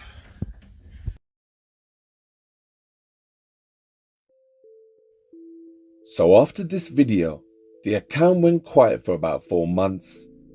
It is possible that the man went away for Christmas, or that he didn't want to post any updates. But if that was the case, why didn't he let his viewers know? Maybe he felt the same way as a lot of other people in similar situations like this. It always starts off fun and light, and an interesting way of getting views. But once the haunting starts to get traction, and the activity gets stronger, then almost all of the people I've featured stop uploading and recording, and they all say the same thing, that recording it makes the activity worse. But regardless, 4 months later, the man was back, and so too was the activity. Even though the African mask was gone, the activity still persisted. And this is where the update starts from. Watch.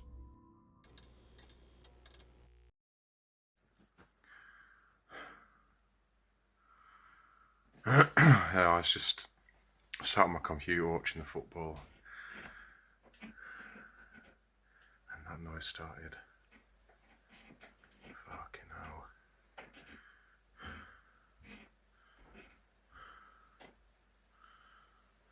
I haven't captured anything for weeks.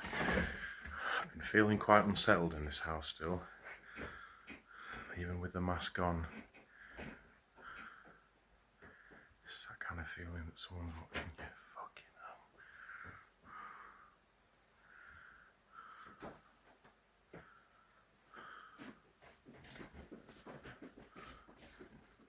hell.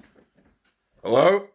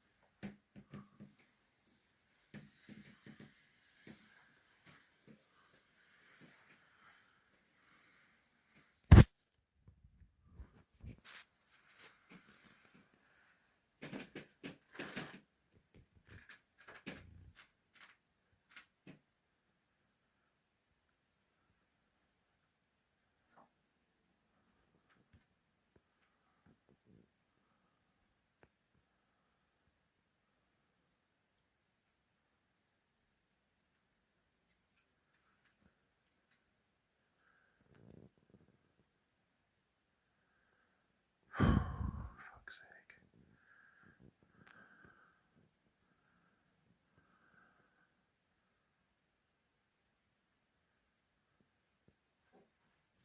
Fuck! Oh my god. Fuck that.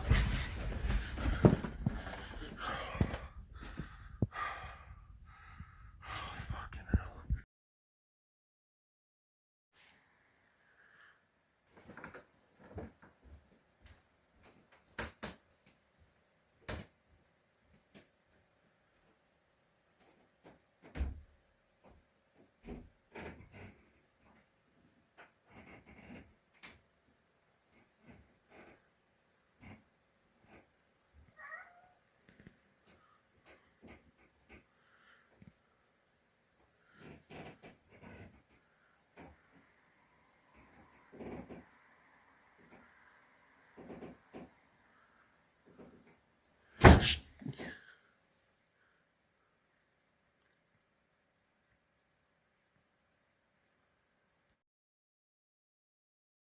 Got back from work.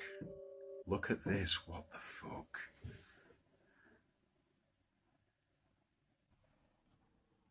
I just got in from work and came up here and I heard this knocking noise and I thought,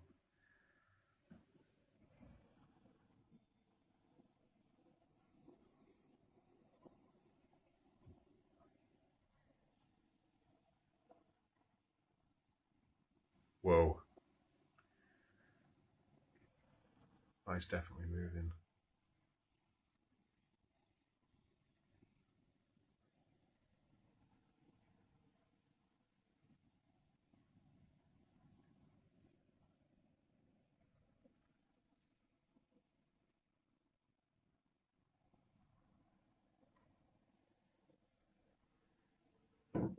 Whoa, whoa, whoa, whoa, whoa, whoa. Nothing happened in this house for ages. Nothing's actually happened for a while, which is why you've not seen me post any videos. It's kind of quietened off since taking the mask out of here, but that is pretty freaky. What the fuck?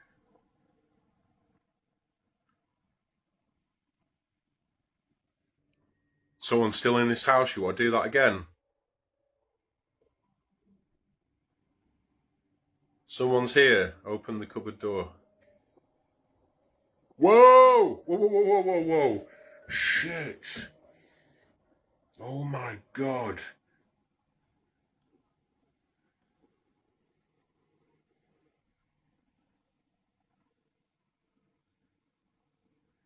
Shit. Wow. Wow. Oh my God, man. The hairs on the back of my neck are standing up so bad. What the hell? Whoa, it keeps doing it. Like when I first heard it, I thought, oh, have I left the windows open? But look, windows are completely closed. There's no draft.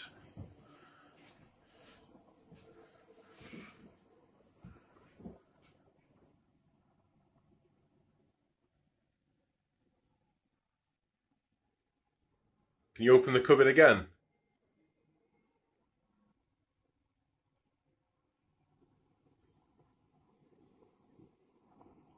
Can you hear that tapping? It is. Whoa, yes. Whoa, whoa, whoa, whoa, whoa.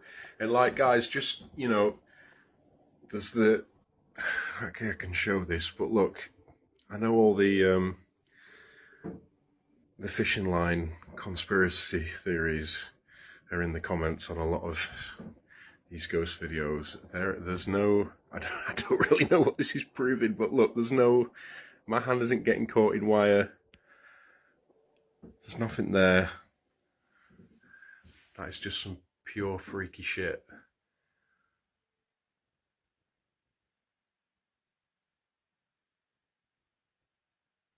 Can you open the door again? No.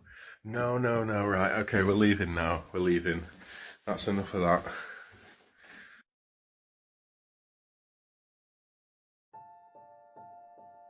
Then, on the 29th of April, the man was woken up in the middle of the night to the sound of music coming from downstairs. Listen.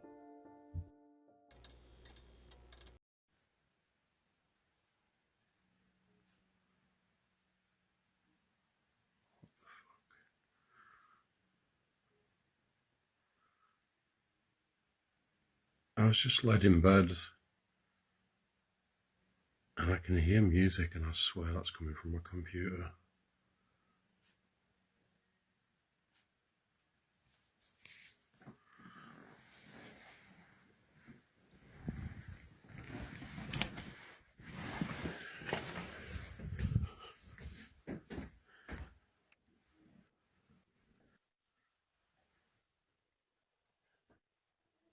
Oh my fucking God. Hello?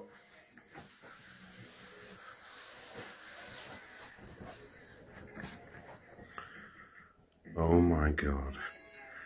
So I put my computer to sleep, didn't turn it off, but YouTube was not the last thing I was on.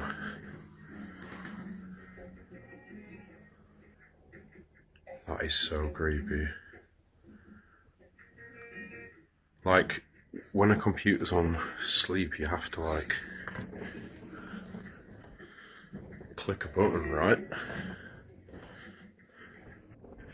But then to make YouTube play, you have to click something else. What the fuck?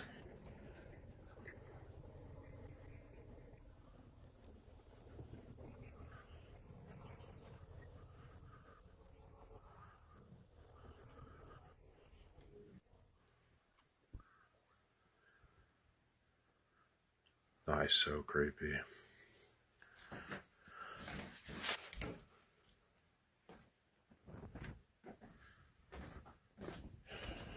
Weird shit still happening in this house.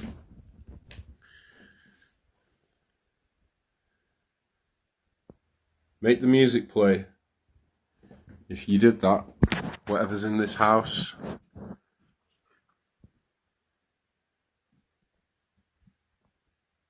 Make the music play.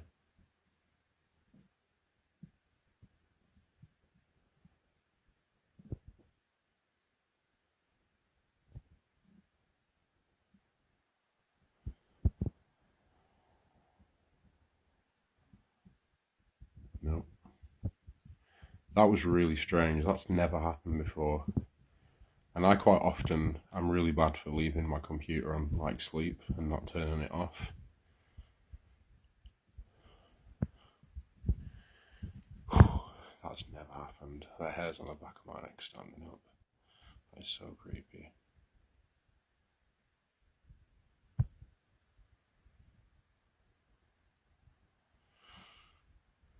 Fucking hell, okay. The man was woken up in the middle of the night to the sound of music coming from downstairs. So as he walks downstairs to see where the music is coming from, the man tells us that he left his laptop on sleep mode. And, for anyone who doesn't know, when the laptop is on sleep mode, the screen is blank, but all you have to do is tap any key and the laptop screen turns back on. So as he goes downstairs, he starts to get creeped out because something has turned on his laptop, and I don't blame him for imagining that something is sitting in the corner watching the screen. He then proceeds to ask the spirit to turn the music back on after he turns it off. Now, I believe if it wanted to, the entity could have easily have tapped the keys, but this is how it messes with your head. It causes you to second guess yourself, and then you question your sanity. And then for the rest of the night, you're awake listening for sounds, and you start to lose sleep. After this, thankfully nothing else happened.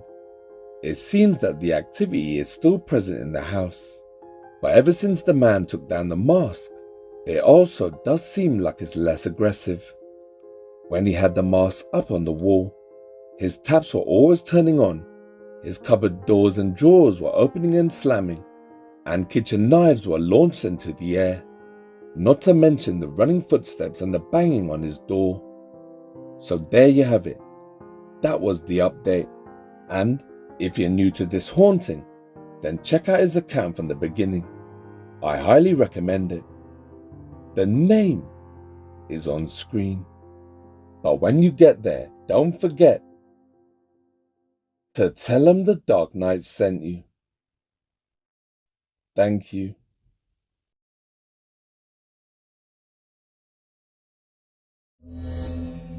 The Cleaning Lady.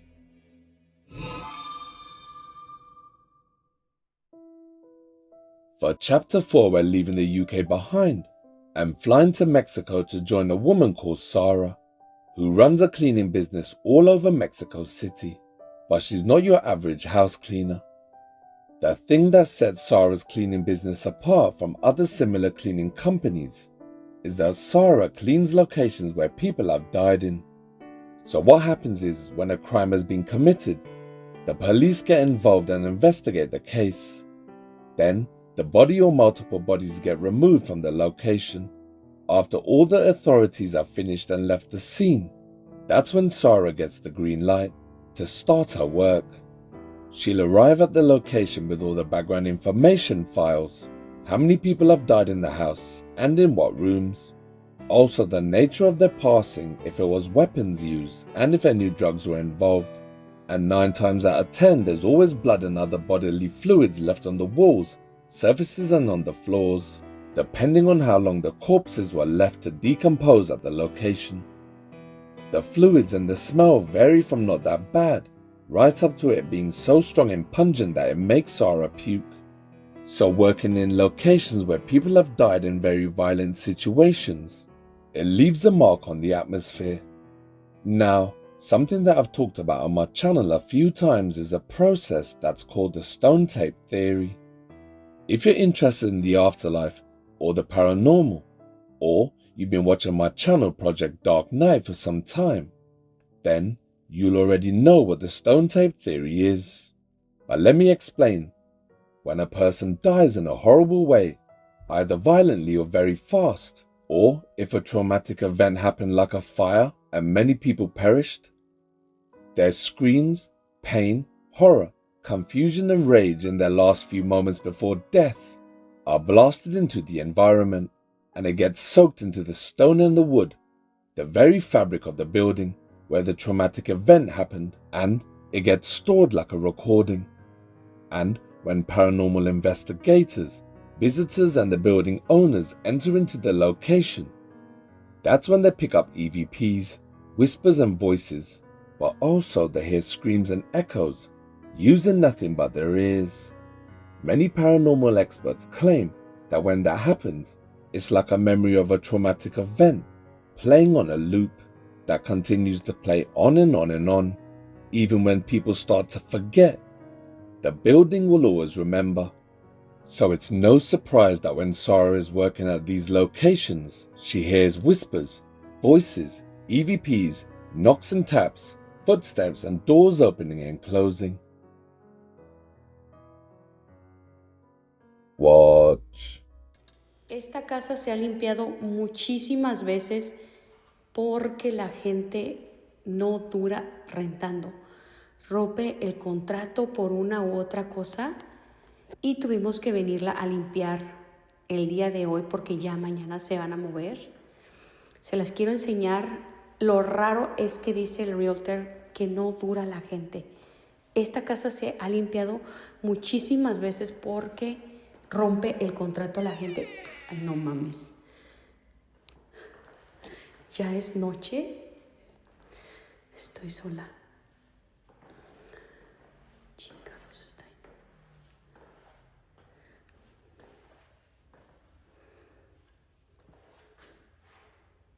No hay nada.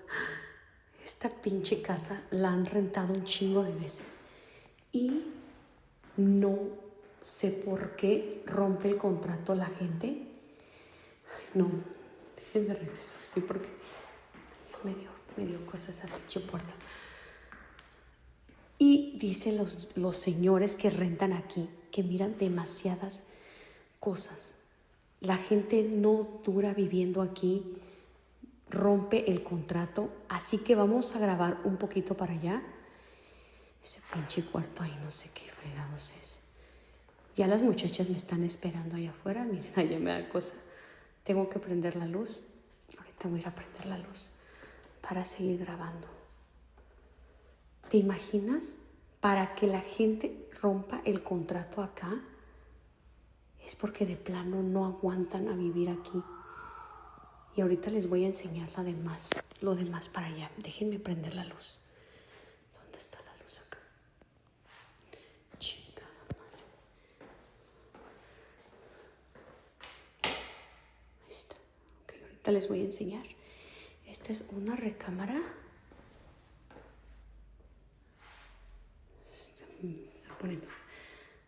Se está poniendo ahorita tenso.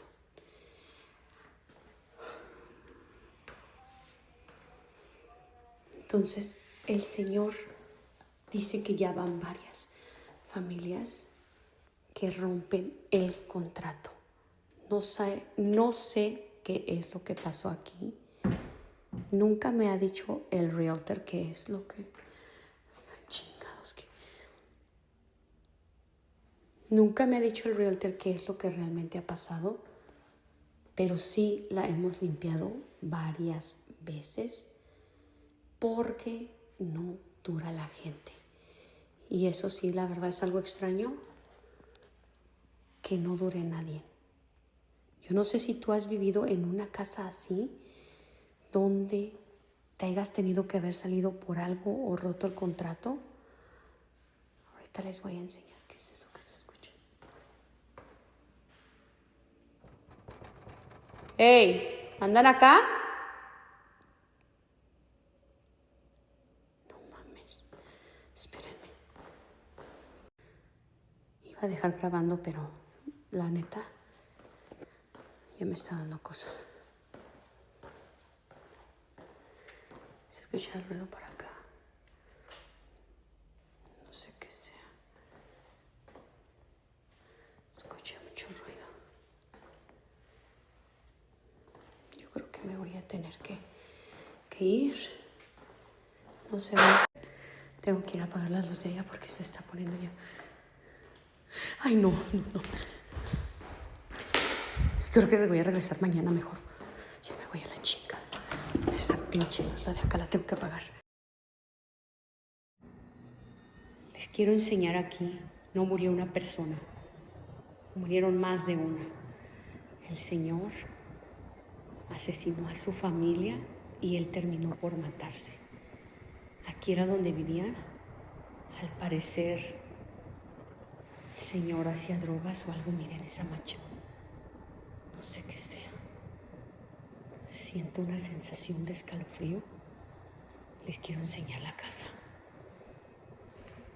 No sé si ellos dos hacían drogas o algo, pero miren en qué estado. Cabrón. Mire alguien allá. Siento que alguien estuviera aquí conmigo. Quiero que vean. Hello. Este es el máster. Ahorita les voy a enseñar las recámaras donde hubo muchos sucesos. Todavía hay lo que son fluidos del cuerpo. Che, escuchen acá.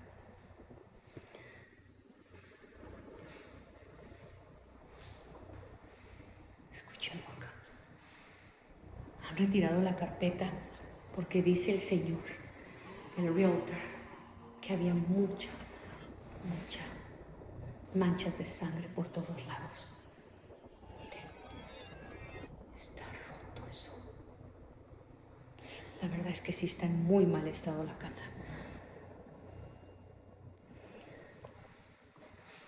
No sé cómo era que estas personas podían vivir aquí. Miren estas manchas. Hay manchas por todos lados. Tenemos que usar guantes. Tenemos que usar ropa para mantener nuestra higiene. Ahorita les voy a enseñar lo que es. ¿Escucharon? ¿Escucharon eso? Y no hay nadie. Ay, no. Es que miren ahí. Se mira alguien en el baño. Miren eso, yo no sé qué sea sangre. Está súper sucia la casa. Además, me queda una sensación de que alguien está atrás de mí. Ahorita les voy a enseñar lo más gacho de aquí. Son las recámaras. Aquí también retiraron la carpeta. ¿Por qué? Había fluidos de cuerpo. Además de que olía horrible, todavía sigue oliendo muy mal. Miren, no sé cómo fue que los mató, pero la casa está terriblemente mal.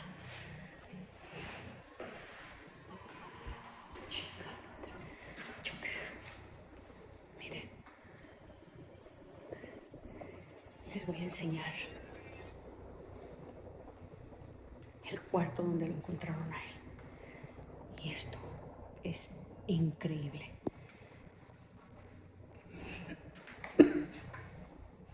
Aquí huele muy mal. Ahí todo eso es putrefacción de fluidos del cuerpo. Es increíble cómo el cuerpo o los fluidos pudrieron todo eso. Voy a acercar. Que lo veas. Es increíble que sea eso. Esto parece como... es pudrición. Oh my God.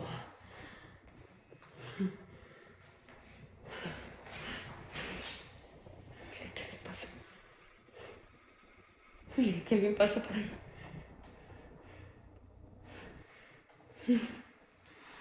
Se siente una sensación extraña aquí.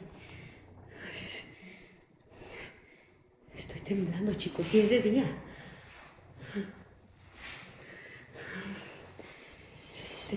Se siente tan horrible estar acá. Ahora les quiero enseñar la recámara donde había uno de los niños. Miren, aquí encontraron a uno de los niños también.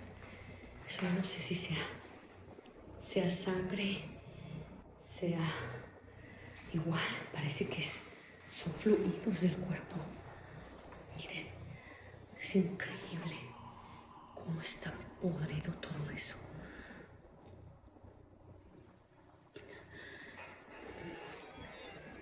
Siento que alguien está aquí conmigo. Puedo dejar de temblar. Así que, miren, este es el baño. Me imagino que el baño era de los niños. No sé qué es eso, está horrible. Pareciera carne con sangre. No sé qué sea. Miren cómo está. ¿Te atreverías a venir a ayudarme aquí? Esto está terriblemente. ¿A trabajar? ¿Vendrías a ayudarme a limpiar? Imagínense los que van a comprar esta casa o van a rentar. Estoy temblando, chicos. Se siente una pesadez. Se siente extraño acá. Yo qué con esta chingadera.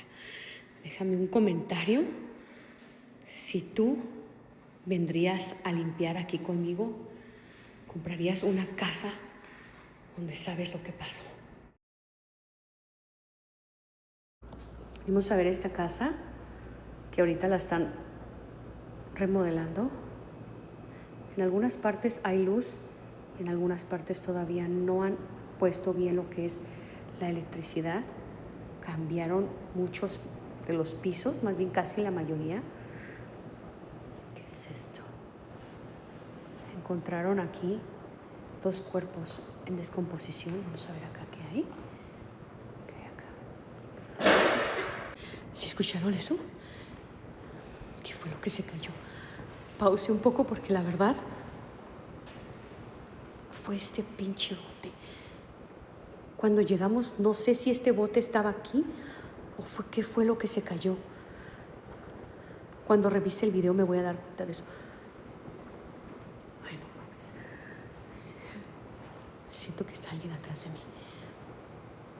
Que está con todo esto acá. ¿Escuchan? ¿Se alcanzan a escuchar? Parece que se están como... ¿Escuchan? Parece como que se están quejando. Esto está muy cabrón. Ay, no. Se mira bien cabrón allá afuera. Vamos a mirar de este lado.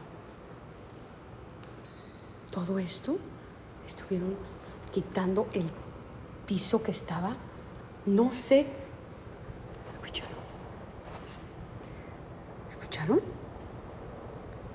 No sé. Se mira una sombra allá atrás. Ay, no.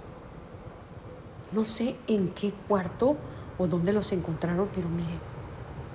¿Qué estás pasando acá?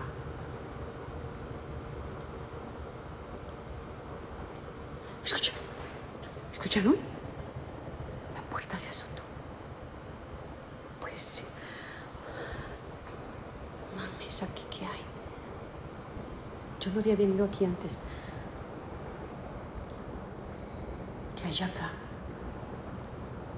¿Esta es una recámara? ¡Hey! ¿Están escuchando? Se escuchan quejidos. Encontraron 2 cuerpos en descomposición, pero ¿qué está allá afuera?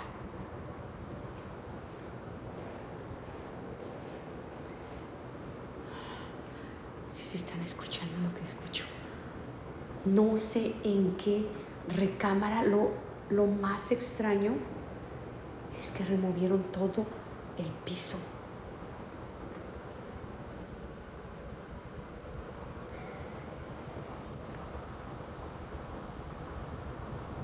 ¿Qué se puede ver allá? Hay algo ahí, en la esquina. ¿Vas a mirar? ¿Este es uno de los baños? Ay, no mames.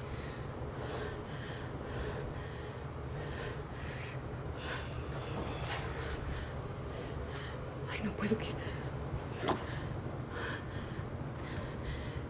quiero ir a asomarme. ¿Este es el baño? La recámara. Sentí que alguien estaba atrás de mí. Ay, no. Está oscuro ahorita. Miren.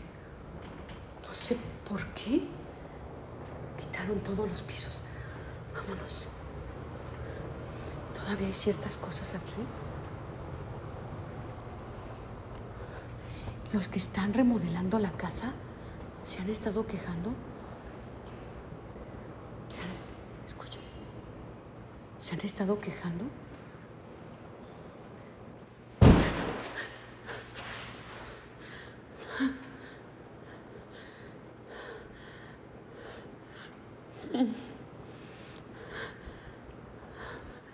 ¿Qué pudo haber sido? Aquí qué hay. No hay nada todavía. Los que están en construcción dicen que escuchan demasiados lamentos. Miren todo esto, cómo está el espejo. No. ¡Hey! Ya me tengo que ir, eso es demasiado. ¿Qué pedo con eso?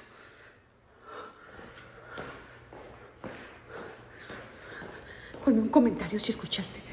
Esta pinche silla me espantó. Ponme un comentario si escuchaste lo que yo escuché.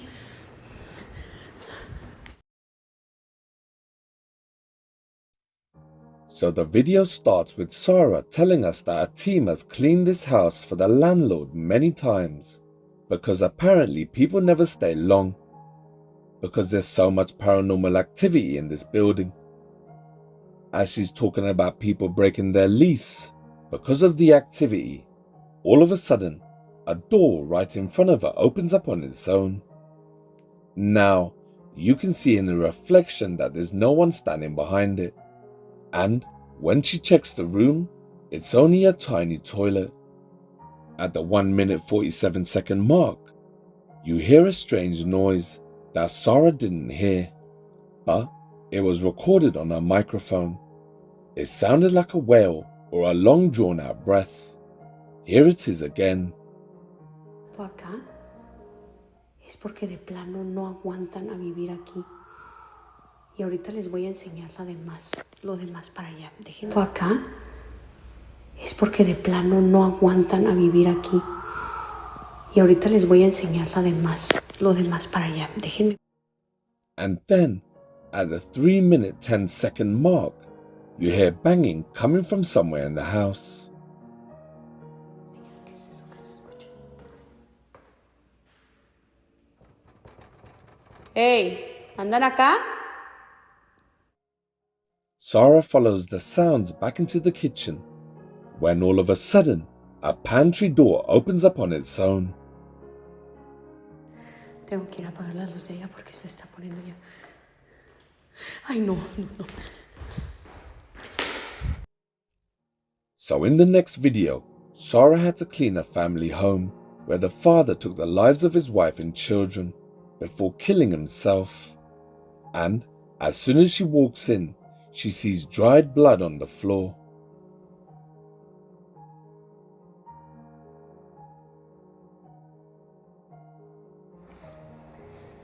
Les voy a enseñar lo que es. ¿Escucharon? As Sarah's walking around, she kept saying that she's getting the sensation that a man is following behind her, just after she heard those 2 knocks. So the alarm was raised after the school tried calling the parents, because the kids had been absent from school for over a week, and the dad's boss also tried getting in contact with him. So the police were called to do a welfare check, and that's when the bodies were discovered. In the final video, Sarah is visiting a house that she will be cleaning in a few days. She got a hold of the keys, so she decided to see how bad it was and what supplies she would be needing. The house itself is being remodeled, and the electricity is on in some rooms and off in the others. Now, as she gets closer to the kitchen, pay close attention to the plastic bottle that's on the worktop. Aquí.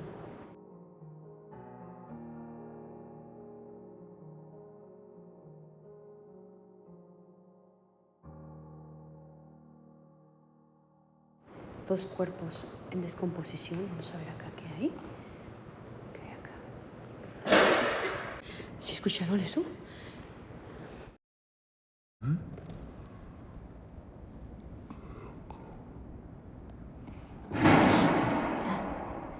¿Sí escucharon eso? All of a sudden, the bottle falls, and for some reason, her phone glitches out at the same time. Either way, she makes her way into the kitchen, and that's when you see where the bottle fell from. Then she starts to feel someone or something near her, and just as she said she starts to feel something, you hear a sound. ¿Se alcanzan a escuchar? Parece que se están como... Escucha. Parece como que se están quejando. ¿Se alcanzan a escuchar? Parece que se están como... Escucha. Parece como que se están quejando. Again, there's a loud thump. There's no mistaking that sound. It came from somewhere inside the property. ¿Vas a mirar? ¿Este es uno de los baños? Ay, no mames. ¿Vas a mirar? ¿Este es uno de los baños? Ay, no mames. ¿Se han estado quejando?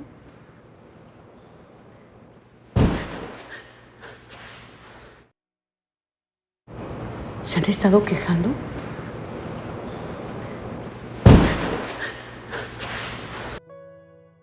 And by the third bang, I think Sarah has pretty much pushed her luck as far as she could, and she decides to leave. Miren todo esto, cómo está el espejo. No. Miren todo esto, cómo está el espejo. No. So with always visiting places where people have had violent deaths in and paranormal activity happens a lot, you might just think to yourself, does going to these haunted locations have any negative effects on you? Well, you'd be right, because about 3 months ago she woke up in the middle of the night to banging coming from her very own closet. Miren. Mierda. No mames. ¿Están viendo esa madre? Mi perro. Qué mierda.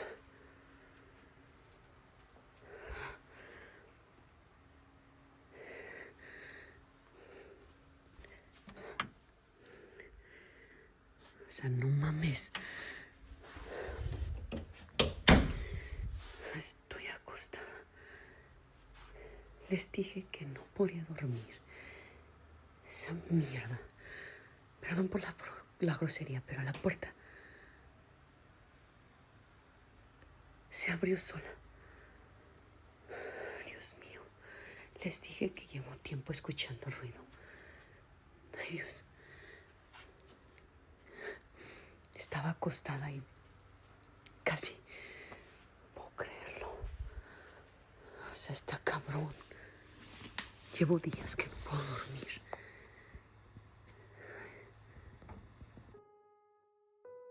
Now, mind you, this is her own home, her own bedroom, and her very own closet. She doesn't show it a lot, but on this night, the bedroom closet opens on its own. And normally Sarah would investigate, but it's no fun when it's your actual bedroom that's having the creepy activity.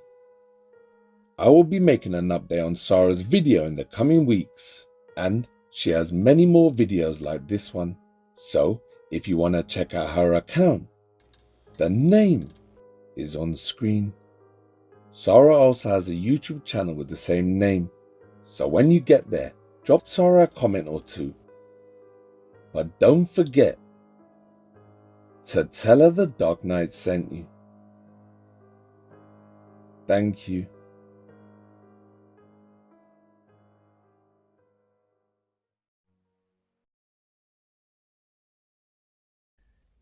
If you've seen something scary, creepy, or amazing, and you captured something paranormal on camera, or you might be unlucky enough to live in a haunted house and you need some help and advice and you think you're all alone, well, you're not. Project Dark Knight Horror is here for you. So send in your videos, links, emails and recommendations to Project Dark Knight. The email is on screen. Thank you.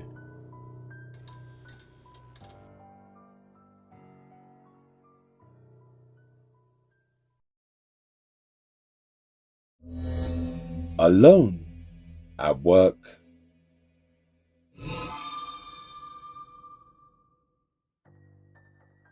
So my last chapter is about a woman called Monica, who's already been featured on many paranormal channels. I've been in contact with Monica for months, sharing messages every now and then. But the reason I waited to feature her haunting is, first off, at that time everyone was showing her videos, and I didn't want to be just another ghost compilation channel. So I waited. I got in touch with Monica and I found out the background information about her and where she works and about the activity. And secondly, the reason she stopped posting was because of her job, because of what she does for a living and who she works for.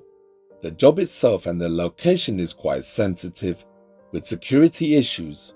So, when she was featured last time on the other ghost channels, she got a bit worried because of the classified work, and she told me that she has got many other videos about the creepy activity that she hears, sees and feels while she's at work late in the evenings.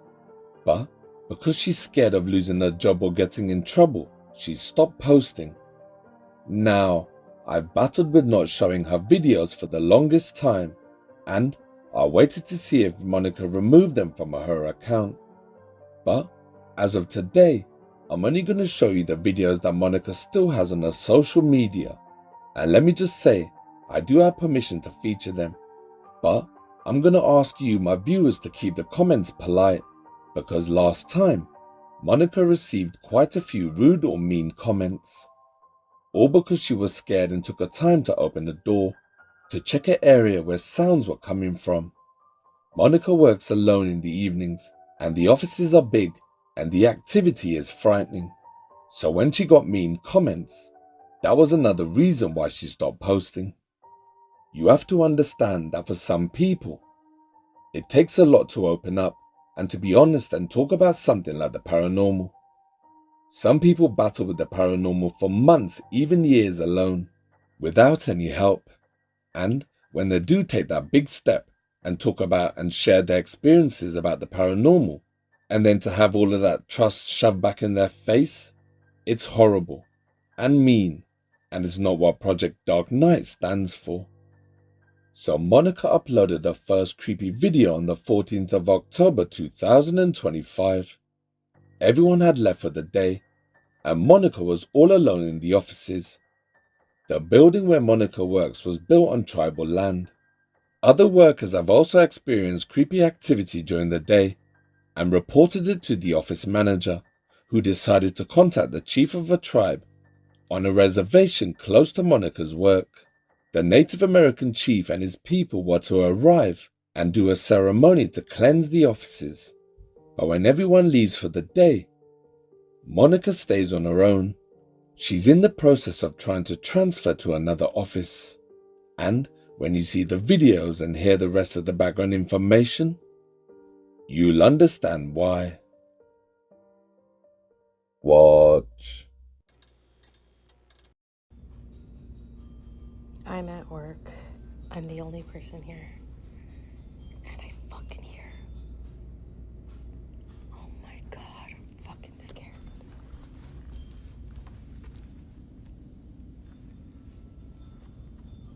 The scary movie says you don't go see what's going on. But what the fuck? I'm gonna lose my goddamn shit.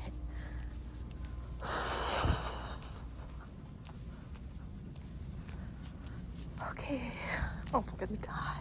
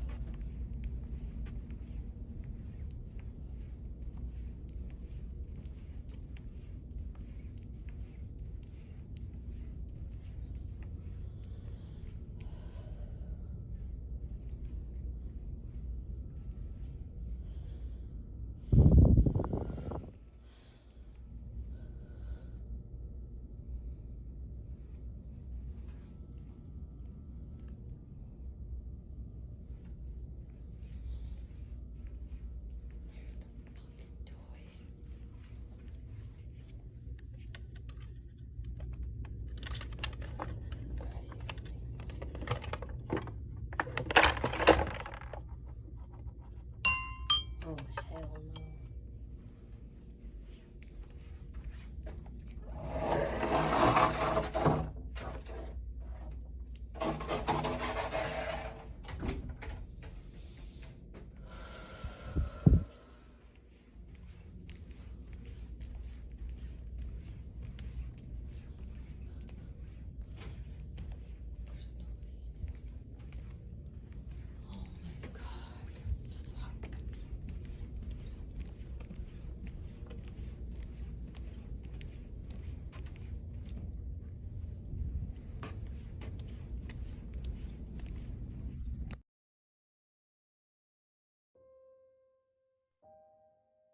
So Monica obviously started recording because she could hear someone playing with the xylophone in the children's room. She's the only person in the offices. There is a security guard downstairs, but he's a few floors and a few minutes away. So she really is on her own. So bravely, Monica goes to check. She already knows that this is paranormal related, but hopefully she can get some footage so she can ask to be transferred a lot faster. As she gets closer to the kids' room, the sounds all stop. As she gets closer to the door, you can see just how scared she is.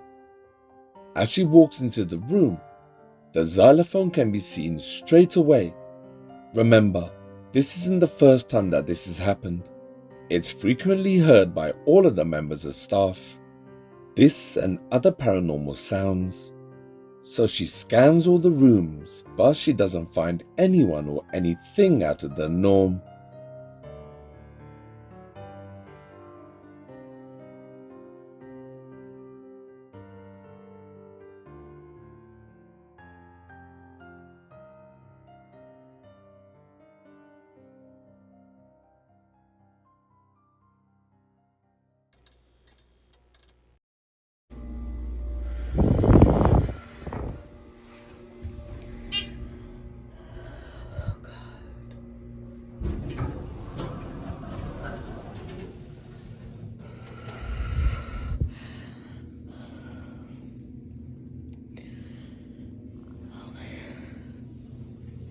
alarm is still on, so there's no reason why I heard running up here.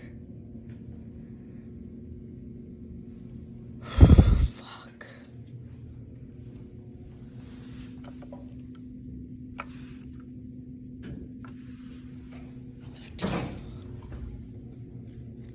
That scared the shit out of me. Okay, that deactivates the alarm. Oh man, I'm scared. Oh.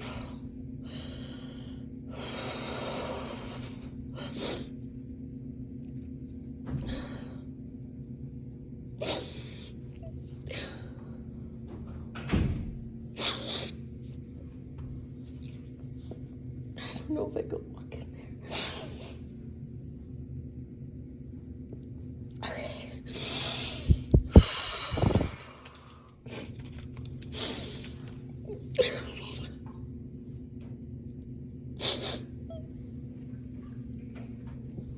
Oh fuck, that door keeps opening.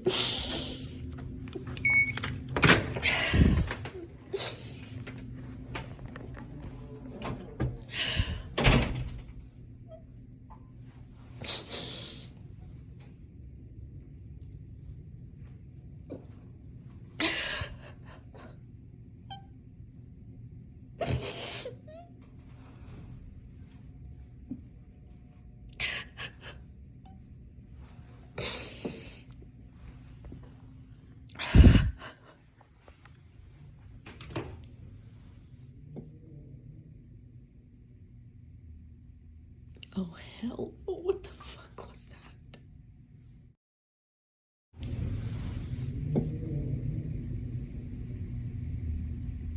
Oh hell, oh, what the fuck was that?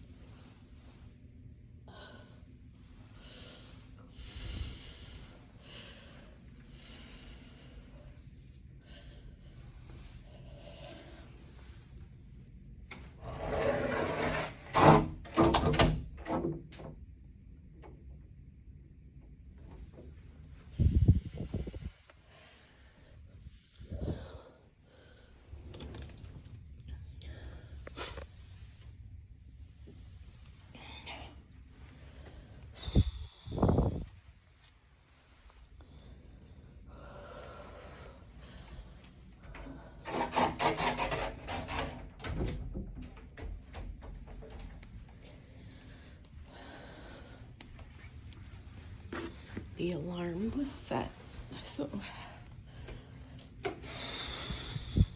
no way anybody could be in here. It's censored. It would have.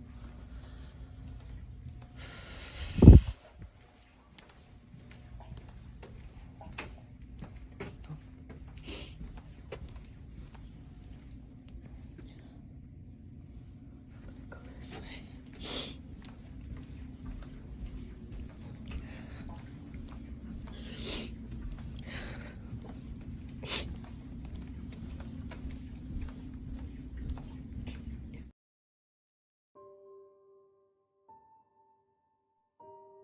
So Monica works for the social services, and when parents want to see their kids, this is where they meet, and Monica will be the moderator. That's why she's often in the offices late at night. So 4 days later, on the 18th of October, as Monica stepped out of the elevator, she said that she felt a great sadness all around her. Now, even though she was already freaked out after hearing sounds near the lifts, and even though she knows that the location is built on a native tribal land, and even though Monica and all the staff have witnessed and heard creepy activity, and even though only a few seconds ago Monica just heard a growl, Monica still opened the door. Now, some people might say it was reckless or foolish, but personally, I think it was very brave. Now, during times like these, this is when you don't want to show fear. And yes, I know she was crying, but if you was in her position, would you be able to open the door?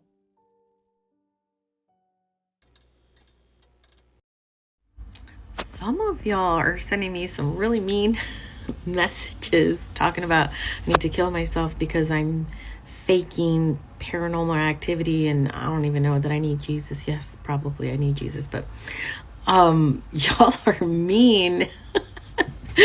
But oh my gosh, this is so awkward. I'm so uncomfortable. But just to answer a couple of questions, I work in a social service office. I'm an investigator for this day. Yes, we have kids in that building sometimes, but only when they're in protective custody or visitation. I'm an after hours worker, so I only work when the office is closed, holidays, weekends, and middle of the night. If we get an emergency call, we work with law enforcement.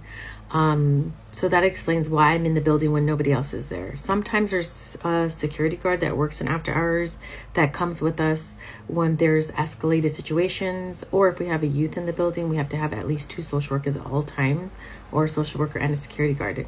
So that's why everyone's asking, like, why am I there alone?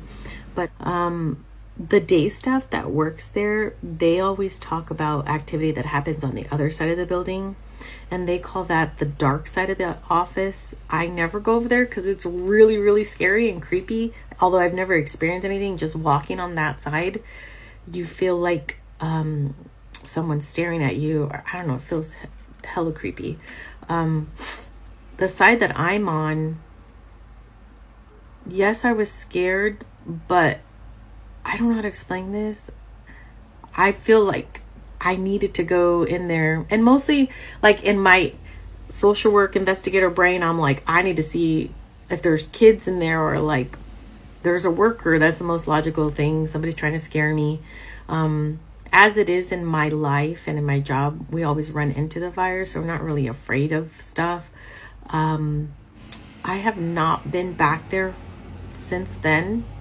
I'm not going back to work this weekend. I don't know. That is going to be very difficult walking back into the building, because that second video with me getting out of the elevator, everybody's saying, why are you crying? You're scared. That y'all sending me mean messages talking about I need to die because I'm a crybaby. That's so crazy. I was super overwhelmed with emotion. It's super hard for me to cry.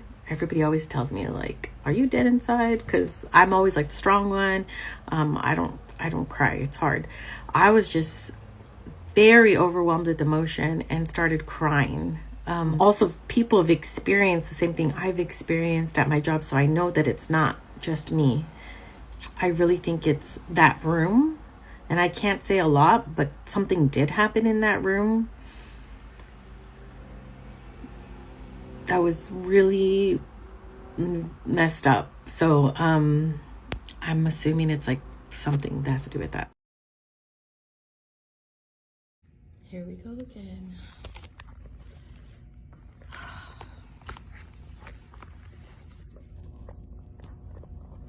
don't know what the hell. The lights keep going on and off. Oh, fuck that shit. What the fuck was that? I don't know what's happening. I'm not scared. I'm not scared, but Okay, so I'm at my desk now and the lights went out. They were going on and off when I was downstairs. I was able to capture it one time. I'm not scared. I'm over it, actually. I'm super irritated. I'm hearing shit. I hear whispering and humming. I'm about to go over there. Ugh. I'm not scared, but just super irritated. Okay. Oh, no, no, no, no.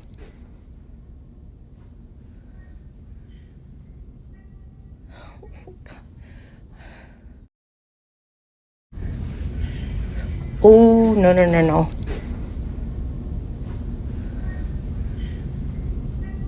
Oh, God.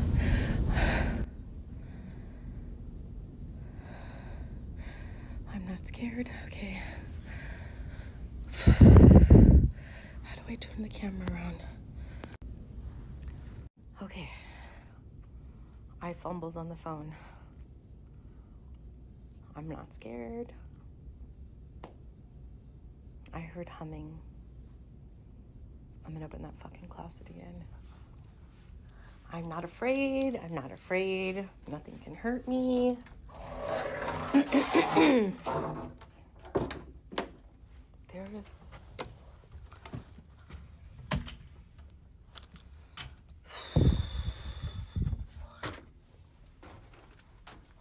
Nothing.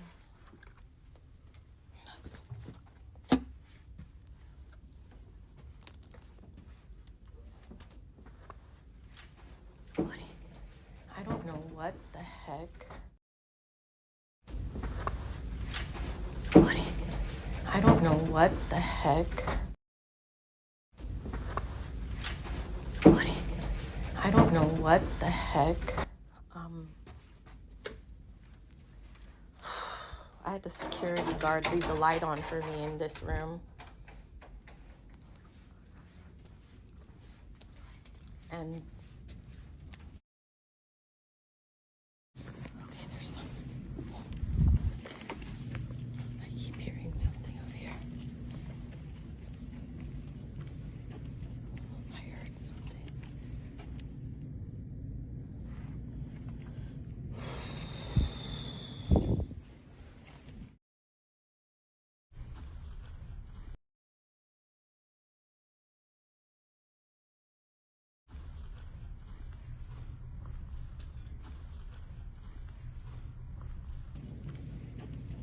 I heard something.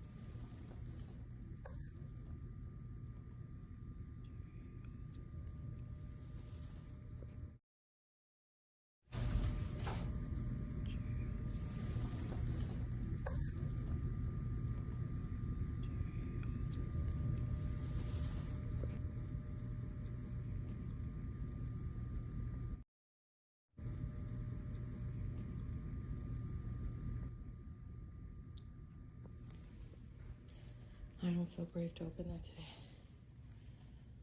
What the fuck? No one else apart from Monica was in the building. Also, if I ever miss anything in my videos, please don't hesitate to contact me in the comments.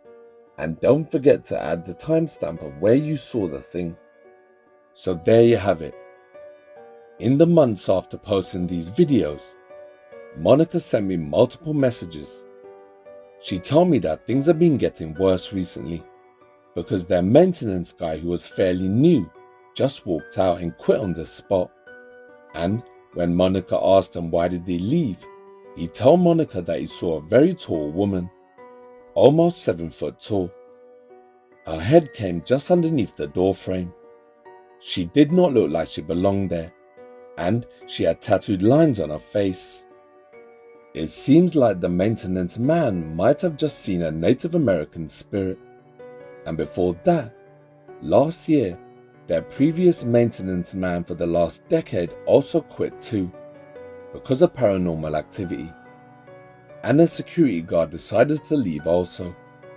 Monica went on to say that most of the staff refused to go into the building alone, and recently things have got really bad, when her colleagues called 911 a few times because they were certain that someone was in the offices with them, but when the police arrived and checked, no one else was there.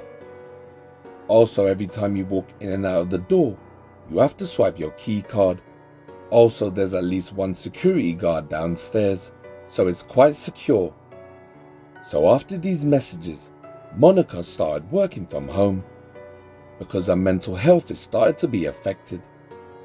I've been in touch with Monica for some time, and I'm very eager to see the videos that she's captured. But unfortunately, because of the sensitive areas of the building, she can't upload it at the moment. Monica tells me that if she ever does get a transfer, I will be able to see her videos.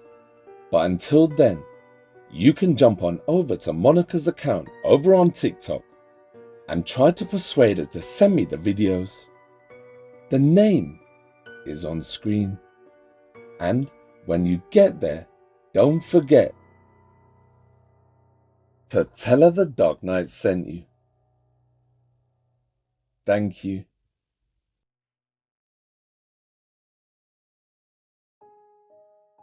Hello my friends, and thank you for watching till the very end. I hid a secret word somewhere in the video. Your mission, if you chose to accept it, is to find the word, along with the timestamp, and drop it down below in the comment section. And the first 3 people to comment the right information will get a shout out at the end of the video. The last video's secret word was oppression.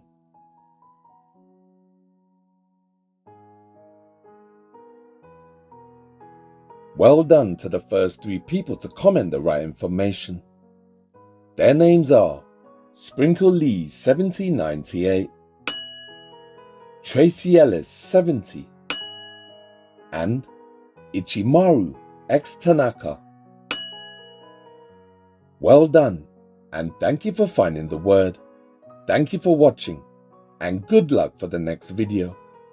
Now, stick around to find out how you can get more involved with Project Dark Knight behind the scenes.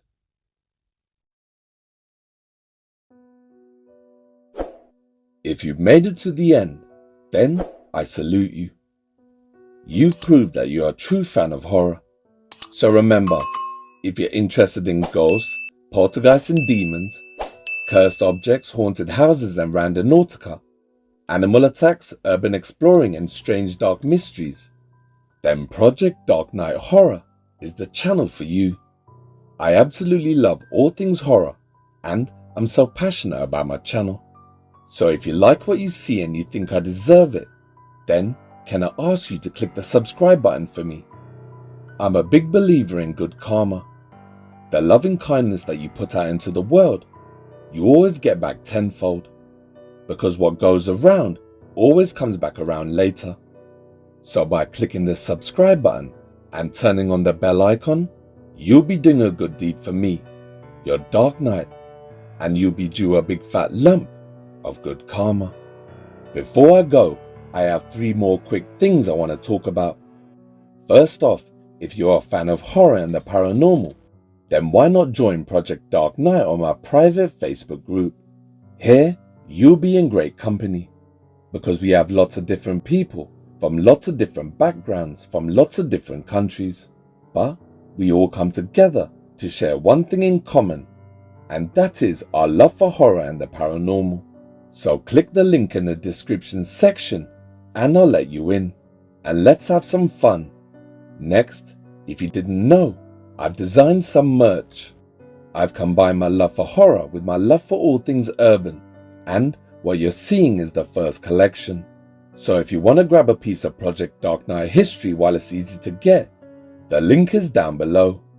And remember, these were designed by yours truly, the Dark Knight. And who knows, if my channel blows up, these could one day become collector items. So grab them while you can. The link is down below.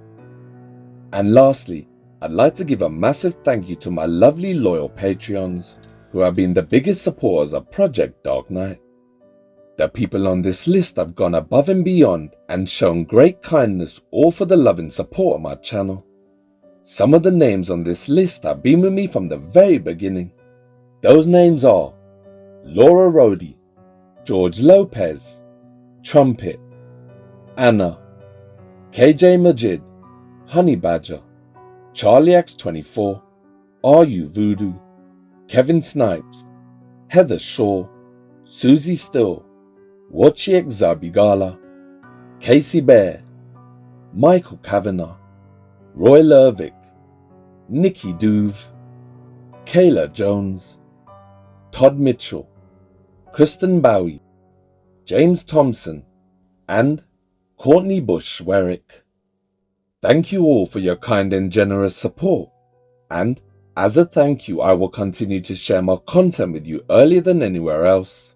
You can always reach me anytime, day or night as a Patreon, and I will always give your messages priority.